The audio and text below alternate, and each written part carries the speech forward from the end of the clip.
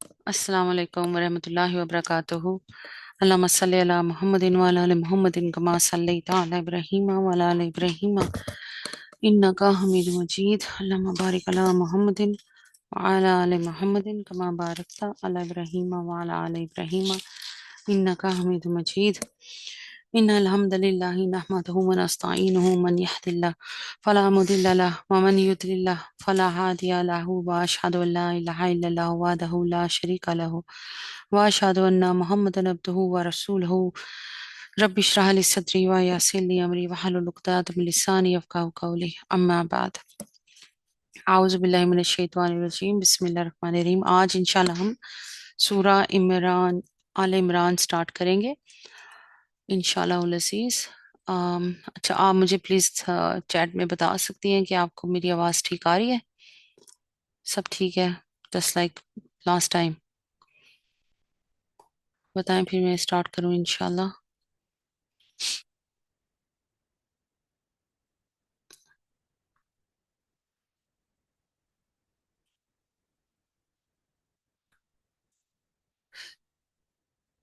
औज़ुबिल्लाह।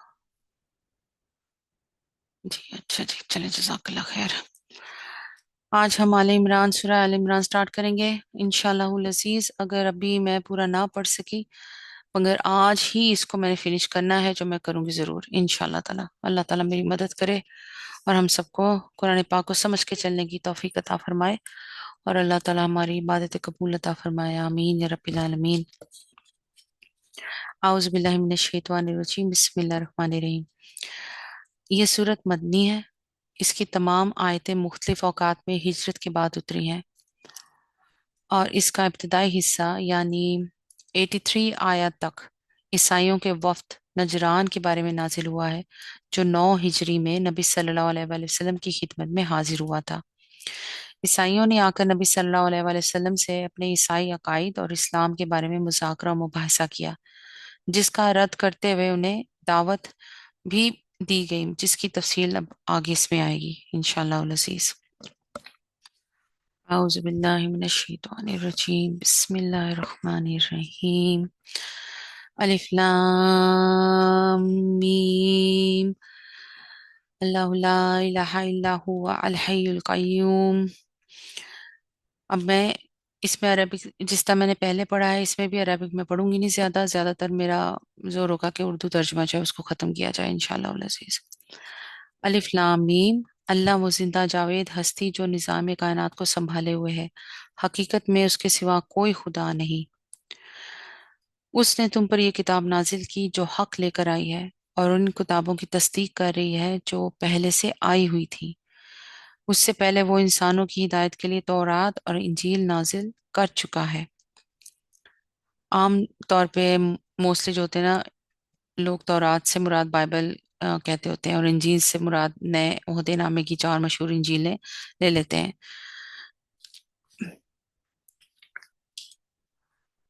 और उसने वो कसौटी उतारी है जो हक और बातिल का फर्क दिखाने वाली है। अब जो लोग अल्लाह के फरामीन को कबूल करने से इनकार करें, उनको यकीनन सख्त सजा मिलेगी। अल्लाह बेपनाह ताकत का मालिक है और बुराई का बदला देने वाला है। अल्लाह अकबर। जमीन और आसमान की कोई चीज अल्लाह से पोशीदा नहीं। वही तो है जो तुम्हारी माओं के पेट में तुम्हारी सूरतें जैसी चाहता है बनाता है। इस जबरदस्त हिकमत वाले के सिवा कोई और खुदा नहीं है। वही खुदा है जिसने ये किताब तुम पर नाजिल की है। और इस किताब में 2 तरह की आयत हैं। एक मुहक्कमात जो किताब की असल बुनियाद है, और दूसरी मुतशाहबात। सुभान अल्लाह। मुहक्कम पक्की और पुख्ता चीज को कहते हैं। आयात मुहक्कमात से मुराद वो आयात हैं जिनकी जुबान बिल्कुल साफ है, जिनका मफहूम जो है वो बिल्कुल उसमें कोई गुंजाइश ही नहीं कि समझ ही ना आए। दूसरे मुतशाहबात मुतशबाहत मुतशाहबात यानी वो आयात जिनके मफहूम में इश्तबा की गुंजाइश है। ये जाहिर है कि इंसान के लिए जिंदगी का कोई रास्ता तजवीज नहीं किया जा सकता जब तक कायनात की हकीकत और उसके आगाज व अंजाम और उसमें इंसान की हैसियत और ऐसी दूसरे बुनियादी उमूर के मुतालिक कम से कम जरूरी मालूमात इंसान को ना दी जाए। और ये भी जाहिर है कि जो चीज़ें इंसान के हवास سے ماورا ہوتی ہیں، یعنی کہ سمجھ نہیں آتی ہیں بالکل، یعنی بہت سی چیزیں ہمیں سمجھ نہیں آتی تو ہم اپنے آپ کو سمجھانے کی کوشش بھی نہیں کرتے، جو انسانی علم کی گرفت میں نہ کبھی آئی ہیں نہ آ سکتی ہیں، جس کو اس نے نہ کبھی دیکھا، نہ چھوا، نہ چکھا، ان کے لیے انسانی زبان میں نہ ایسے الفاظ مل سکتے ہیں جو انہی کے لیے وضع کیے گئے ہوں یا ان کو اس کی ڈیٹیل بتائی گئی ہو۔ لیکن اس زبان کا زیادہ سے زیادہ فائدہ بس اتنا ہی ہو سکتا ہے کہ آدمی کو حقیقت کے قریب تک پہنچا دے یا اس کا ایک دھندلا سا تصور پیدا کر دے۔ سبحان اللہ۔ پھر اللہ تعالیٰ فرما رہے ہیں جن لوگوں کے دلوں میں ٹیڑھ ہے وہ فتنے کی تلاش میں ہمیشہ متشابہات ہی کے پیچھے پڑے رہتے ہیں اور ان کو معنی پہنانے کی کوشش کرتے رہتے ہیں۔ ایسا ہی ہے، حالانکہ ان کا حقیقی مفہوم اللہ کے سوا کوئی نہیں جانتا، بخلاف اس کے جو لوگ علم پختہ کار ہیں وہ کہتے ہیں کہ ہمارا ان پر ایمان ہے، یہ سب ہمارے رب ہی کی طرف سے ہیں۔ سبحان اللہ۔ اور سچ یہ ہے کہ کسی چیز سے صحیح سبق صرف دانش مند لوگ ہی حاصل کرتے ہیں۔ وہ اللہ سے دعا کرتے رہتے ہیں کہ پروردگار جب تو ہمیں سیدھے راستے پر لگا چکا ہے تو پھر کہیں ہمارے دلوں کو کجی میں مبتلا نہ کر دیجیے، ہمیں اپنے خزانہ فیض سے رحمت عطا کر کہ تو ہی فیاض حقیقی ہے۔ بے شک۔ ربنا لا تزغ قلوبنا بعد إذ هديتنا وهب لنا من لدنك رحمة إنك أنت الوهاب۔ یہ دعا ہے، پروردگار جب تو ہمیں سیدھے راستے پر لگا چکا ہے تو پھر کہیں ہمارے دلوں کو کجی میں مبتلا نہ کر دیجیے، ہمیں اپنے خزانہ فیض سے رحمت عطا کر کہ تو ہی فیاضی حقیقی ہے۔ پروردگار تو یقیناً سب لوگوں کو ایک روز جمع کرنے والا ہے جس کے آنے میں کوئی شبہ نہیں، تو ہرگز اپنے وعدے سے ٹلنے والا نہیں ہے۔ جن لوگوں نے کفر کا رویہ اختیار کیا ہے انہیں اللہ کے مقابلے میں نہ ان کا مال کچھ کام دے گا نہ اولاد، وہ دوزخ کا ایندھن بن کر رہیں گے، ان کا انجام ویسا ہی ہوگا جیسا فرعون کے ساتھیوں اور ان سے پہلے کے نافرمانوں کا ہو چکا ہے کہ انہوں نے آیات الہی کو جھٹلایا، نتیجہ یہ ہوا کہ اللہ نے ان کے گناہوں پر انہیں پکڑ لیا، اور حق یہ ہے کہ اللہ سخت سزا دینے والا ہے۔ بس اے محمد صلی اللہ علیہ وآلہ وسلم، جن لوگوں نے تمہاری دعوت کو قبول کرنے سے انکار کر دیا ہے ان سے کہہ دو کہ قریب ہے وہ وقت جب تم مغلوب ہو جاؤ گے اور جہنم کی طرف ہانکے جاؤ گے، اور جہنم بڑا بڑا ہی برا ٹھکانہ ہے۔ اللہم اجرنا من النار، اللہم اجرنا من النار، اللہم اجرنا من النار۔ تمہارے لیے ان دو گروہوں میں ایک نشان عبرت تھا جو بدر میں ایک دوسرے سے نبرد آزما ہوئے، ایک گروہ اللہ کی راہ میں لڑ رہا تھا اور دوسرا گروہ کافر تھا۔ دیکھنے والے بچشم سر دیکھ رہے تھے کہ کافر گروہ مومن گروہ سے دو چند ہیں، یعنی نظر آ رہا تھا کہ ان کا لشکر مسلمان لوگوں سے زیادہ تھا، مگر نتیجے نے ثابت کر دیا کہ اللہ اپنی فتح و نصرت سے جس کو چاہتا ہے مدد دیتا ہے، دیدہ بنا رکھنے والوں کے لیے اس میں بڑا سبق پوشیدہ ہے۔ اب جنگ بدر کا واقعہ اس وقت قریبی زمانے ہی میں پیش آ چکا تھا، اور اس جنگ میں تین باتیں جو ہیں وہ نہایت سبق آموز تھیں۔ ایک یہ کہ مسلمان اور کفار جس شان سے ایک دوسرے کے بالمقابل آئے تھے اس سے دونوں کا اخلاقی فرق صاف ظاہر ہو رہا تھا۔ ایک طرف کافروں کے لشکر میں شرابوں کے دور چل رہے تھے، ناچنے گانے والی لونڈیاں ساتھ آئی تھیں اور خوب داد عیش دی جا رہی تھی۔ اگر آپ نے عمر سیریز دیکھی ہو تو اس میں یہی دکھایا گیا کہ ان میں اوبیسلی جب لشکر ان کا جنگ کے لیے پہلے ہوتا تھا نا کہ جنگ کے لیے لشکر پرانے زمانوں میں آتے تھے تو وہ راستے میں قیام کرتے تھے، خیمے لگاتے تھے، تو وہاں پہ ناچنا گانا ہے، لونڈیاں ہیں، شراب چل رہا ہے، سب کچھ تو بس استغفر اللہ ہے۔ دوسرے یہ کہ مسلمان اپنی قلت تعداد، یعنی کہ بہت ان کی کم تعداد تھی مسلمانوں کی اس وقت جنگ میں، اور بے سر و سامانی کے باوجود کفار کی کثیر تعداد اور بہتر اسلحہ رکھنے والی فوج کے مقابلے میں جس طرح کامیاب ہوئے اس سے صاف معلوم ہو گیا تھا کہ اللہ ان کے ساتھ ہے اور اللہ کی مدد ان کو حاصل ہے۔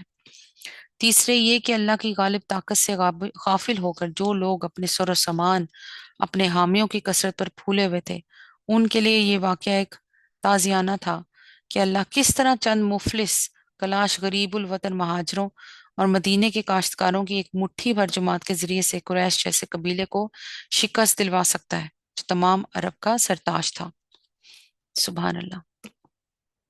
آگے اللہ تعالیٰ فرما رہے ہیں لوگوں کے لیے مرغوبات نفس، عورتیں، اولاد، سونے چاندی کے ڈھیر، چیدہ گھوڑے، مویشی اور زرعی زمینیں بڑی خوش آئند بنا دی گئی ہیں، مگر یہ سب دنیا کی چند روزہ زندگی کے سامان ہے۔ حقیقت میں جو بہتر ٹھکانہ ہے وہ تو اللہ کے پاس ہے۔ کہو میں تمہیں بتاؤں کہ ان سے زیادہ اچھی چیز کیا ہے؟ جو لوگ تقوی کی روش اختیار کرتے ہیں ان کے لیے ان کے رب کے پاس باغ ہیں جن کے نیچے نہریں بہتی ہوں گی، وہاں انہیں ہمیشگی کی زندگی حاصل ہوگی، پاکیزہ بیویاں ان کی رفیق ہوں گی، اور اللہ کی رضا سے وہ سرفراز ہوں گے۔ اللہ اپنے بندوں کے رویے پر گہری نظر رکھتا ہے۔ یہ وہ لوگ ہیں جو کہتے ہیں کہ مالک ہم ایمان لائے، ہماری خطاؤں سے درگزر فرما اور ہمیں آتش دوزخ سے بچا لے۔ یہ لوگ صبر کرنے والے ہیں، راست باز ہیں، فرما بردار اور فیاض ہیں، اور رات کی آخری گھڑیوں میں اللہ سے مغفرت کی دعائیں مانگا کرتے ہیں۔ اللہ اکبر۔ اللہ نے خود شہادت دی ہے کہ اس کے سوا کوئی خدا نہیں ہے، اور یہی شہادت فرشتوں اور سب اہل علم نے بھی دی ہے۔ وہ انصاف پہ قائم ہے۔ اس زبردست حکیم کے سوا فی الواقعہ کوئی خدا نہیں ہے۔ اللہ کے نزدیک دین صرف اسلام ہے۔ اس دین سے ہٹ کر جو مختلف طریقے ان لوگوں نے اختیار کیے جنہیں کتاب دی گئی تھی، ان کے اس طرز عمل کی کوئی وجہ اس کے سوا نہ تھی کہ انہوں نے علم آ جانے کے بعد آپس میں ایک دوسرے پر زیادتی کرنے کے لیے ایسا کیا۔ اور جو کوئی اللہ کے احکام و ہدایت کی اطاعت سے انکار کر دے، اللہ کو اس سے حساب لیتے کچھ دیر نہیں لگتی۔ اب اگر یہ لوگ تم سے جھگڑا کریں تو ان سے کہو میں نے اور میرے پیروں نے تو اللہ کے آگے سر تسلیم خم کر دیا ہے۔ پھر اہل کتاب اور غیر اہل کتاب دونوں سے پوچھو کیا تم نے بھی اس کی اطاعت و بندگی قبول کی؟ اگر کی تو وہ راہ راست پا گئے، اور اگر اس سے منہ موڑا تو تم پر صرف پیغام پہنچا دینے کی ذمہ داری ہے۔ آگے اللہ خود اپنے بندوں کے معاملات دیکھنے والا ہے۔ یعنی ہمیں کوئی ضرورت نہیں کسی کو زور زبردستی کریں کہ گھر میں اگر کوئی رفع دین کے ساتھ نماز نہیں پڑھ رہا یا نمازیں جوڑ نہیں رہا، قضا نمازیں فضول میں کری جا رہا ہے، کوئی بھی ایسی چیز اگر ہم دیکھیں جو موٹی موٹی ہیں دین کی، پہلے تو ان کو ہمیں فالو کرنا بڑا ضروری ہے۔ تو آپ کہیں، بالکل کہیں، چپ نہیں رہنا، مگر زور زبردستی نہیں کرنے کی ضرورت۔ اللہ نے کہا ہے نا کہ آگے اللہ خود اپنے بندوں کے معاملات دیکھنے والا ہے۔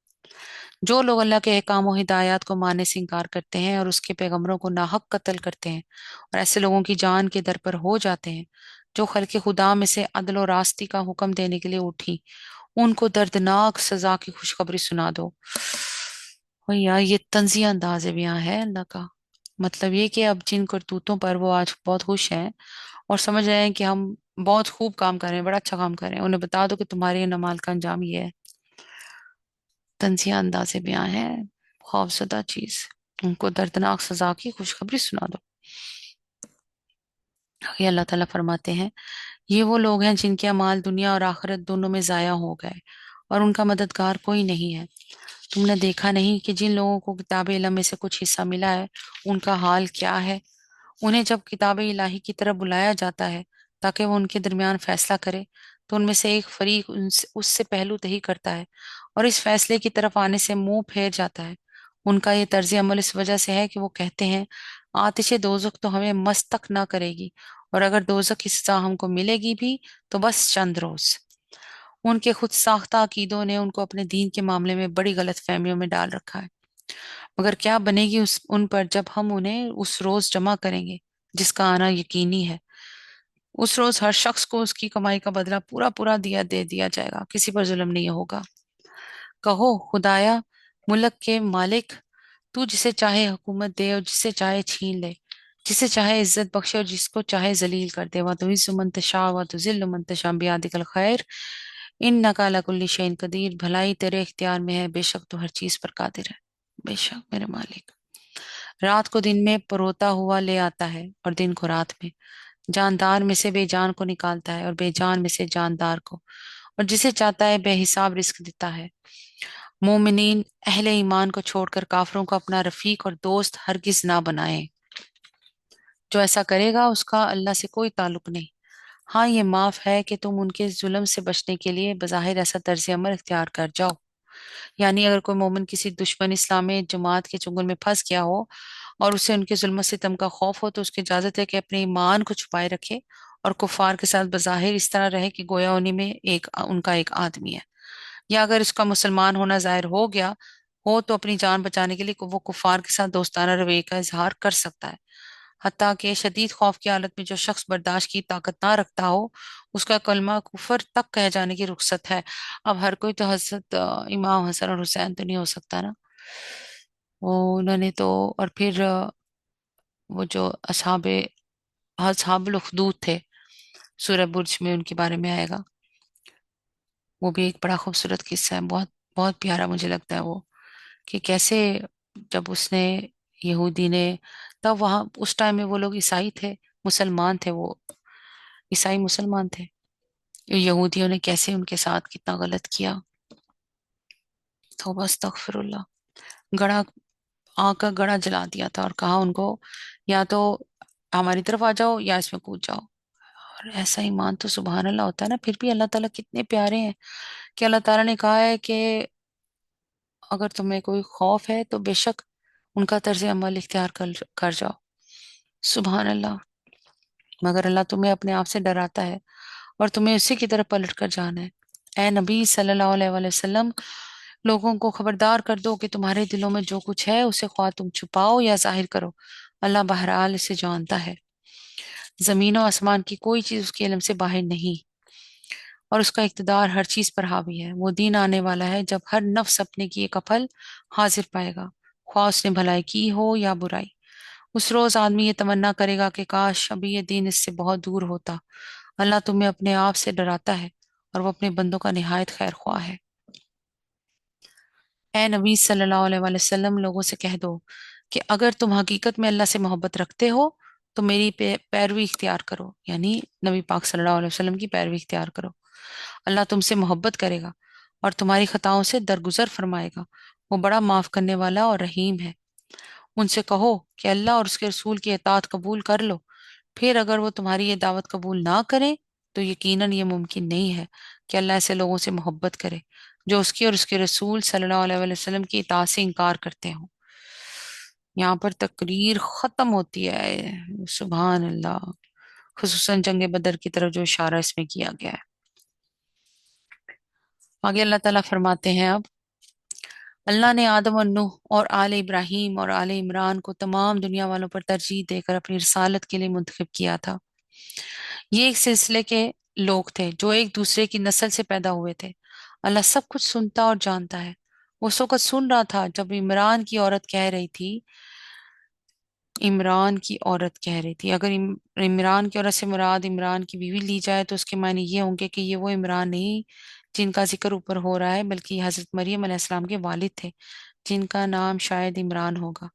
مسیحی روایت میں حضرت مریم کے والد کا نام یواخیم لکھا ہے، اور اگر عمران کی عورت سے مراد آل عمران کی عورت لی جائے تو اس کے معنی یہ ہوں گے کہ حضرت مریم کی والدہ اس قبیلے سے تعلق رکھتی تھی، لیکن ہمارے پاس کوئی ایسا ذریعہ معلومات نہیں ہے جس سے ہم قطعی طور پر ان دونوں معنوں میں سے کسی ایک کو ترجیح دے سکیں، کیونکہ تاریخ میں اس کا کوئی ذکر نہیں ہے کہ حضرت مریم علیہ السلام کے والد کون تھے اور ان کی والدہ کس قبیلے کی تھی۔ البتہ اگر یہ روایت صحیح مانی جائے کہ حضرت یحییٰ کی والدہ اور حضرت مریم کی والدہ آپس میں رشتے کی بہنیں تھیں تو پھر عمران کی عورت کے معنی قبیلہ عمران کی عورت ہی درست ہوں گے، کیونکہ انجیل لوکا میں ہم کو یہ تصریح ملتی ہے کہ حضرت یحییٰ کی والدہ حضرت ہارون کی اولاد سے تھیں۔ اچھا جی، ہم پھر آتے ہیں قرآن پاک کی طرف۔ وہ اس وقت سن رہا تھا جب عمران کی عورت کہہ رہی تھی کہ میرے پروردگار، میں اس بچے کو جو میرے پیٹ میں ہے تیری نظر کرتی ہوں، وہ تیرے ہی کام کے لیے وقف ہوگا، میری اس پیشکش کو قبول فرما، تو سننے اور جاننے والا ہے۔ پھر جب وہ بچی اس کے ہاں پیدا ہوئی تو اس نے کہا، مالک میرے ہاں تو لڑکی پیدا ہو گئی ہے، حالانکہ جو کچھ اس نے جنا تھا اللہ کو اس کی خبر تھی، اور لڑکا لڑکی کی طرح نہیں ہوتا۔ خیر، میں نے اس کا نام مریم رکھ دیا ہے، اور میں اسے اور اس کی آئندہ نسل کو شیطان مردود کے فتنے سے تیری پناہ میں دیتی ہوں۔ سبحان اللہ۔ آخر کار اس کے رب نے اس لڑکی کو وہ خوشی قبول فرما لیا، اسے بڑی اچھی لڑکی بنا کر اٹھایا اور زکریا کو اس کا سرپرست بنا دیا۔ زکریا جب کبھی اس کے پاس محراب میں جاتا تو اس کے پاس کچھ نہ کچھ کھانے پینے کا سامان پاتا۔ اب اس وقت اس کا ذکر شروع ہوتا ہے جب حضرت مریم علیہ السلام سن رشد کو پہنچ گئیں اور بیت المقدس کی عبادت گاہ ہیکل میں داخل کر دی گئیں اور ذکر الہی میں شب و روز مشغول رہنے لگی۔ حضرت زکریا جن کی تربیت میں وہ دی گئی تھی غالباً رشتے میں ان کے خالو تھے اور ہیکل کے مجاوروں میں سے تھے۔ یہ وہ زکریا نبی نہیں ہے جن کے قتل کا ذکر بائبل کے پرانے عہد نامے میں آیا ہے۔ زکریا جب کبھی اس کے پاس محراب میں جاتا تو اس کے پاس کچھ نہ کچھ کھانے پینے کا سامان پاتا۔ لفظ محراب سے لوگوں کا ذہن بالعموم اس محراب کی طرف چلا جاتا ہے جو ہماری مسجدوں میں امام کے کھڑے ہونے والی جگہ بنائی جاتی ہے، لیکن یہاں محراب سے یہ چیز مراد نہیں ہے۔ یہاں سے مراد ہے ان کا جو ایک کمرہ بنایا گیا تھا جن میں عبادت گاہ کے لیے وہ بیٹھتی تھی، انہیں محراب کہا جاتا ہے۔ اسی قسم کے کمروں میں سے ایک میں حضرت مریم علیہ السلام بیٹھا کرتی تھی۔ سبحان اللہ۔ کچھ نہ کچھ پینے کا سامان پاتا، پوچھتا مریم یہ تیرے پاس کہاں سے آیا؟ وہ جواب دیتی اللہ کے پاس سے آیا ہے، اللہ جسے چاہتا ہے بے حساب دیتا ہے۔ یہ حال دیکھ کر زکریا نے اپنے رب کو پکارا، پروردگار اپنی قدرت سے مجھے نیک اولاد عطا کر، تو ہی دعا سننے والا ہے۔ حضرت زکریا اس وقت تک بے اولاد تھے۔ اس نوجوان صالح لڑکی کو دیکھ کر فطرتاً ان کے دل میں یہ تمنا پیدا ہوئی کہ کاش اللہ انہیں بھی ایسی نیک اولاد عطا کرے، اور یہ دیکھ کر کہ اللہ کس طرح اپنی قدرت سے اس کو شہ نشین لڑکی کو رزق پہنچا رہا ہے، انہیں یہ امید ہوئی کہ اللہ چاہے تو اس بڑھاپے میں بھی ان کو اولاد دے سکتا ہے۔ سبحان اللہ۔ ایسا ہوتا ہے یقین، کیا زبردست یقین ہے، سبحان اللہ۔ اللہ جسے چاہتا ہے بے حساب دیتا ہے۔ یہ حال دیکھ کر زکریا نے اپنے رب کو پکارا، پروردگار اپنی قدرت سے مجھے نیک اولاد عطا کر، تو ہی دعا سننے والا ہے۔ جواب میں فرشتوں نے آواز دی جبکہ وہ محراب میں کھڑا نماز پڑھ رہا تھا کہ اللہ تجھے یحییٰ کی خوشخبری دیتا ہے۔ بائبل میں ان کا نام یوحنا بپتسمہ دینے والا یعنی جان دا بیپٹسٹ لکھا ہے۔ ان کے حالات کے لیے اب ہاں یہاں پہ نا ان کا نام یعنی بائبل میں آپ کو بتائیں کہ جیسے آپ اگر کبھی سنتے ہیں ڈیفینیٹلی باہر کے ملکوں میں کرسچنز اگر کبھی بولیں تو آپ کو سمجھ آنا چاہیے کہ ان کا نام یہ جو ہے حضرت یحییٰ کو بائبل میں جان دا بیپٹسٹ کہا گیا ہے۔ یوحنا اردو بائبل میں یوحنا ان کو کہتے ہیں۔ یحییٰ کی خوشخبری دے دی، وہ اللہ کی طرف سے ایک فرمان کی تصدیق کرنے والا بن کر آئے گا۔ اللہ کے فرمان سے مراد حضرت عیسیٰ علیہ السلام ہے۔ چونکہ ان کی پیدائش اللہ تعالیٰ کے ایک غیر معمولی فرمان سے عام طور پر ہوئی تھی، اس لیے ان کو قرآن مجید میں کلمات من اللہ ہی کہا گیا ہے۔ سبحان اللہ۔ فرمان بن کر آئے گا، اس میں سرداری و بزرگی کی شان ہوگی، کمال درجے کا ضابط ہوگا، نبوت سے سرفراز ہوگا اور صالحین میں شمار کیا جائے گا۔ یا اللہ پاک ہمیں بھی اپنے صالحین میں شمار کر دے اللہ، ہماری کوئی اوقات نہیں ہے میرے پاک پروردگار، پھر بھی تجھ سے مانگتے ہیں پلیز اللہ ہمیں بھی اپنے نیک بندوں میں شامل کر دے جو بس تیرا ذکر کرتے رہیں، راضی کرتے ہیں تجھے اللہ، آمین۔ بن کر آئے گا، اس میں سرداری بزرگی کی شان ہوگی، کمال درجے کا ضابط ہوگا، نبوت سے سرفراز ہوگا اور صالحین میں شمار کیا جائے گا۔ زکریا نے کہا پروردگار بھلا میرے ہاں لڑکا کہاں سے ہوگا، میں تو بہت بوڑھا ہو چکا ہوں اور میری بیوی بانجھ ہے۔ جواب ملا ایسا ہی ہوگا، اللہ جو چاہتا ہے کرتا ہے۔ عرض کیا مالک پھر کوئی نشانی میرے لیے مقرر فرما دے۔ کہا نشانی یہ ہے کہ تم 3 دن تک لوگوں سے اشارے کے سوا کوئی بات چیت نہ کرو گے یا نہ کر سکو گے، اس دوران میں اپنے رب کو بہت یاد کرنا اور صبح و شام اس کی تسبیح کرتے رہنا۔ سبحان اللہ۔ پھر وہ وقت آیا جب مریم سے فرشتوں نے آ کر کہا اے مریم اللہ نے تجھے برگزیدہ کیا اور پاکیزگی عطا کی اور تمام دنیا کی عورتوں پر تجھ کو ترجیح دے کر اپنی خدمت کے لیے چن لیا۔ اے مریم اپنے رب کی تابع فرمان بن کر رہ، اس کے آگے سر بسجود ہو، اور جو بندے اس کے حضور جھکنے والے ہیں ان کے ساتھ تو بھی جھک جا۔ اے محمد صلی اللہ علیہ وآلہ وسلم یہ غیب کی خبریں ہیں جو ہم تم کو وحی کے ذریعے سے بتا رہے ہیں، ورنہ تم اس وقت وہاں موجود نہ تھے جب ہیکل کے خادم یہ فیصلہ کرنے کے لیے مریم کا سرپرست کون ہو اپنے اپنے قلم پھینک رہے تھے، یعنی قرآن اندازی کر رہے تھے۔ اس قرآن اندازی کی ضرورت اس لیے پیش آئی تھی کہ حضرت مریم علیہ السلام کی والدہ نے ان کو خدا کے کام کے لیے ہیکل کی نظر کر دیا تھا، اور وہ چونکہ لڑکی تھی اس لیے یہ ایک نازک مسئلہ بن گیا تھا ہیکل کے مجاوروں میں سے کس کی سرپرستی میں وہ رہیں گی۔ تو یہ ان کا طریقہ تھا جو اللہ تعالیٰ یہاں بتا رہے ہیں کہ مریم کے سرپرست کون ہو، وہ اپنے اپنے قلم پھینک رہے تھے، اور نہ تم اس وقت حاضر تھے جب ان کے درمیان جھگڑا برپا تھا۔ اور جب فرشتوں نے کہا اے مریم، اللہ تجھے اپنے ایک فرمان کی خوشخبری دیتا ہے، اس کا نام مسیح عیسیٰ ابن مریم ہوگا، دنیا اور آخرت میں معزز ہوگا، اللہ کے مقرب بندوں میں شمار کیا جائے گا، لوگوں سے گہوارے میں بھی کلام کرے گا، اور بڑی عمر کو پہنچ کر بھی، اور وہ ایک مرد صالح ہوگا۔ یہ سن کر مریم بولی پروردگار، میرے ہاں بچہ کہاں سے ہوگا؟ مجھے تو کسی شخص نے ہاتھ تک نہیں لگایا۔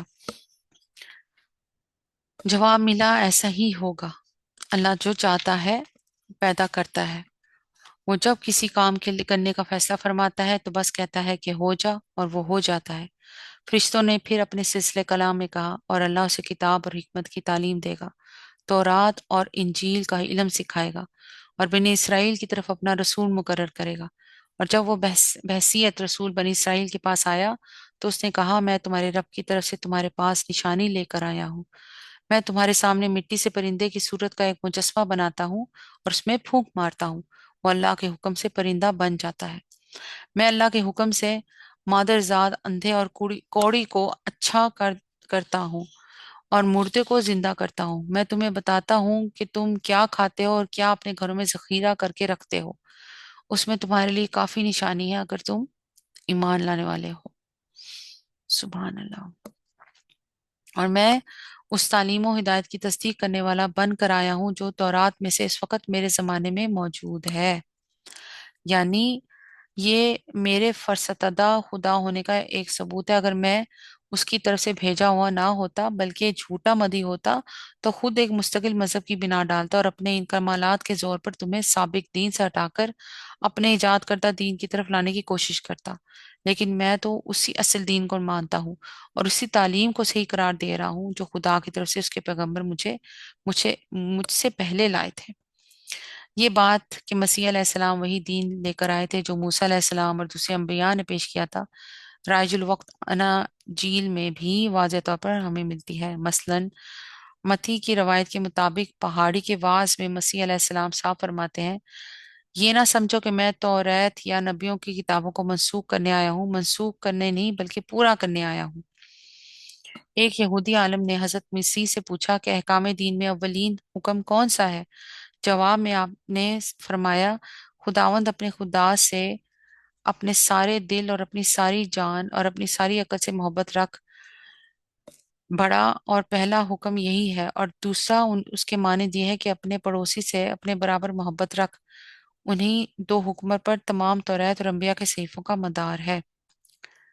پھر حضرت مسیح اپنے شاگردوں سے فرماتے ہیں فقیہ اور فریسی موسیٰ کی گدی پر بیٹھے ہیں، بس جو کچھ وہ تمہیں بتائیں وہ سب کرو اور مانو، لیکن ان کے سے کام نہ کرو کیونکہ وہ کہتے ہیں اور کرتے نہیں۔ یہ بائبل میں جو ہے نا متی ان کے میں آپ کو یہ پیسیجز بتا رہی ہوں۔ سبحان اللہ۔ اور میں اس تعلیم و ہدایت کی تصدیق کرنے والا بن کر آیا ہوں جو تورات میں سے اور اس وقت میرے زمانے میں موجود ہے، اور اس لیے آیا ہوں کہ تمہارے لیے بعض ان چیزوں کو حلال کر دوں جو تم پر حرام کر دی گئی ہیں۔ دیکھو میں تمہارے رب کی طرف سے تمہارے پاس نشانی لے کر آیا ہوں، لہٰذا اللہ سے ڈرو اور میری اطاعت کرو۔ اللہ میرا رب بھی ہے اور تمہارا رب بھی، لہٰذا تم اسی کی بندگی اختیار کرو، یہی سیدھا راستہ ہے۔ اس سے معلوم ہوا کہ تمام انبیاء علیہ السلام کی طرح حضرت عیسیٰ علیہ السلام کی دعوت کے بھی بنیادی نکات یہی تین تھے۔ ایک یہ کہ اقتدار اعلیٰ جس کے مقابلے میں بندگی کا رویہ اختیار کیا جاتا ہے اور جس کی اطاعت پر اخلاق و تمدن کا پورا نظام قائم ہوتا ہے، صرف اللہ کے لیے مخصوص ہے۔ دوسرے یہ کہ اس مقتدر اعلیٰ کے نمائندے کی حیثیت سے نبی کے حکم کی اطاعت کی جائے۔ تیسرے یہ کہ انسانی زندگی کو حلت و حرمت کی پابندیوں سے جکڑنے والا قانون اور ضابط صرف اللہ کا ہو، دوسرے کے عائد و کردہ قانون منسوخ کر دیا جائے۔ سبحان اللہ۔ ایک ہی طرح کا مشن تھا اور لوگوں نے دیکھو کہاں سے کہاں باتوں کو پڑھایا۔ تیسری بات شاہی آئی، یہی بات میں آپ کو اگر پوری تفصیل بتاؤں تو اناجیل میں جو ہے اور اس کے بعد لوکا میں، یعنی کہ بائبل میں بھی بہت سی چیزوں میں بتایا ہے کہ حضرت عیسیٰ علیہ السلام کے بارے میں قتل کی سازشیں ہونے لگی تھیں یروشلم میں، اور ان کو کہا ہی، ان کو پھر یہ کہتے تھے کہ ممکن ہے کہ تو نبی ہے، اور بہت سی چیزوں کو ان لوگوں نے پھر بدل دیا. تو استغفر اللہ. آگے اللہ تعالیٰ فرماتے ہیں، جب عیسیٰ نے محسوس کیا کہ بنی اسرائیل کفر و انکار پر آمادہ ہیں تو اس نے کہا، کون اللہ کی راہ میں میرا مددگار ہوتا ہے؟ حواریوں نے جواب دیا، ہم اللہ کے مددگار ہیں. حواری یعنی اس وقت کے وہ صحابہ کرام تھے، اور وہاں پہ اس وقت حواریوں کو شاگرد بھی کہتے ہیں. جیسے صحابہ کرام صحابہ کہتے ہیں نبی پاک صلی اللہ علیہ وسلم کے دور میں، تو اس دور میں ان کو حواری کہا جاتا تھا. حواریوں نے جواب دیا، ہم اللہ کی مددگار ہیں، ہم اللہ پر ایمان لائے، گواہ رہو کہ ہم مسلم، اللہ کے آگے سرتاج جھکا دینے والے ہیں. انہوں نے بھی اپنے آپ کو مسلم کہا، اور پھر انہوں نے دعا کی، ربنا آمنا بما انزلت واتبعنا الرسول فاکتبنا مع الشاہدین. مالک، جو فرمان تو نے نازل کیا ہم نے اسے مان لیا، رسول کی پیروی قبول کی، ہمارا نام گواہی دینے والوں میں لکھ لے. آمین یا رب العالمین. پھر بنی اسرائیل مسیح کے خلاف خفیہ تدبیریں کرنے لگے. جواب میں اللہ نے بھی اپنی خفیہ تدبیر کی، اور ایسی تدبیروں میں اللہ سب سے بڑھ کر ہے. سبحان اللہ. وہ اللہ کی خفیہ تدبیر ہی تھی جب اس نے کہا کہ اے عیسیٰ، اب میں تجھے واپس لے لوں گا اور تجھ کو اپنی طرف اٹھا لوں گا، اور جنہوں نے تیرا انکار کیا ہے ان سے، یعنی ان کی میت سے اور ان کے گندے ماحول میں ان کے ساتھ رہنے سے تجھے پاک کر دوں گا، اور تیری پیروی کرنے والوں کو قیامت تک ان لوگوں پر بالادست رکھوں گا جنہوں نے تیرا انکار کیا ہے. انکار کرنے والوں سے مراد یہودی ہیں. پھر تم سب کو آخرکار میرے پاس آنا ہے، اس وقت میں ان باتوں کا فیصلہ کر دوں گا جن میں تمہارے درمیان اختلاف ہوا ہے. جن لوگوں نے کفر و انکار کی روش اختیار کی ہے انہیں دنیا اور آخرت دونوں میں سخت سزا دوں گا، اور وہ کوئی مددگار نہ پائیں گے. اور جنہوں نے ایمان اور نیک عملی کا رویہ اختیار کیا ہے انہیں ان کے اجر پورے پورے دے دیے جائیں گے. اور خوب جان لے کہ ظالموں سے اللہ ہرگز محبت نہیں کرتا. یہ آیات اور حکمت سے لبریز تذکرے ہیں جو ہم تمہیں سنا رہے ہیں. اللہ کے نزدیک عیسیٰ کی مثال آدم کی سی ہے کہ اللہ نے اسے مٹی سے پیدا کیا اور حکم دیا کہ ہو جا، اور وہ ہو گیا. یعنی اگر محض اعجازی پیدائش ہی کسی کو خدا یا خدا کا بیٹا بنانے کے لیے کافی دلیل ہو، تب تو پھر تمہیں آدم کے متعلق بدرجہ اولا ایسا عقیدہ تجویز کرنا چاہیے، کیونکہ مسیح تو صرف بے باپ ہی کے لیے پیدا ہوئے تھے، مگر آدم تو ماں باپ کے بغیر پیدا ہوئے تھے. صحیح بات ہے. سبحان اللہ. یہ اب یہاں پہ یہ جو بات ہے نا، سبحان اللہ، جو اللہ تعالیٰ نے ہمیں بتائی ہے آیت نمبر 59 میں، اس پہ مجھے بات یاد آ گئی. میرا بیٹا بھی یہاں پڑھتا ہے اسکول میں، تو اوبیسلی میں تو سمجھتی ہوں کہ وہ پاکستان ہے یا کہیں پہ بھی ہے، اسکولوں میں اس طرح کی آج کل بہت فتنے ہیں. تو بس استغفر اللہ. وہاں پہ ایک کرسچن بچہ تھا، اس نے کلاس میں میرے بیٹے سے کہا کہ تم بائبل پڑھو، تم کرسچن ہو جائیے ہو. تو میرے بیٹے نے، امان نے کہا کہ آگے سے کہ کیوں. تو پھر آگے سے اس نے جو بات کی، تو پھر امان نے یہی بات اس کو کہی. سبحان اللہ. کہ اچھا، تو پھر تو حضرت آدم علیہ السلام تو سب سے پہلے پیدا ہوئے، ان کو سب سے پہلے بنایا. یہ میں آپ کو مخفف بتا رہی ہوں. سبحان اللہ. تو پھر وہ آگے سے خاموش ہو گیا بچہ، اس نے پھر آگے سے کچھ نہیں کہا. ہمیں اپنے بچوں کو بھی تربیت دینی ہے، اور پھر سب سے بڑی بات، بچوں کو تربیت دینے سے زیادہ روزے رکھ رہے ہیں، قرآن پڑھ رہے ہیں، نماز پڑھ رہے ہیں، پر سب سے بڑھ کے ان کو دین کی تعلیم دیں. ان کے ساتھ بیٹھ کے دین کی باتیں کریں، اللہ کی باتیں کریں، اللہ کے رسول صلی اللہ علیہ وسلم کی باتیں کریں، اللہ کے رسولوں کی باتیں کریں، اللہ کے نبیوں کی باتیں کریں. جتنا ہمیں پتہ ہے لازمی کیا کریں. پتہ نہیں آپ کی کون سی بات ان کے ذہن میں بیٹھ جائے، کیونکہ جو باہر کے ملکوں میں ہیں ان کو اور ان کے بچوں کو تو ایسے لوگوں سے سروکار ہوتا رہے گا. اب تو پاکستان میں بھی بہت ہے نا، پاکستان میں بھی ایسے بہت لوگ ہیں، وہاں پہ بھی کرسچنز ہیں، جوئش ہیں، بہت.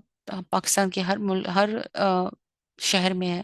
تو یہ چیزیں اپنے بچوں کو لازمی بتائیں. سبحان اللہ. اللہ تعالیٰ ہمارے بچوں کو دین کے راستے پہ چلا کے رکھے مضبوطی سے، اور ان کو دین کی تعلیم دے اتنی کہ وہ کسی کو بڑے اچھے طریقے سے جواب دے کے خاموش کرا سکے.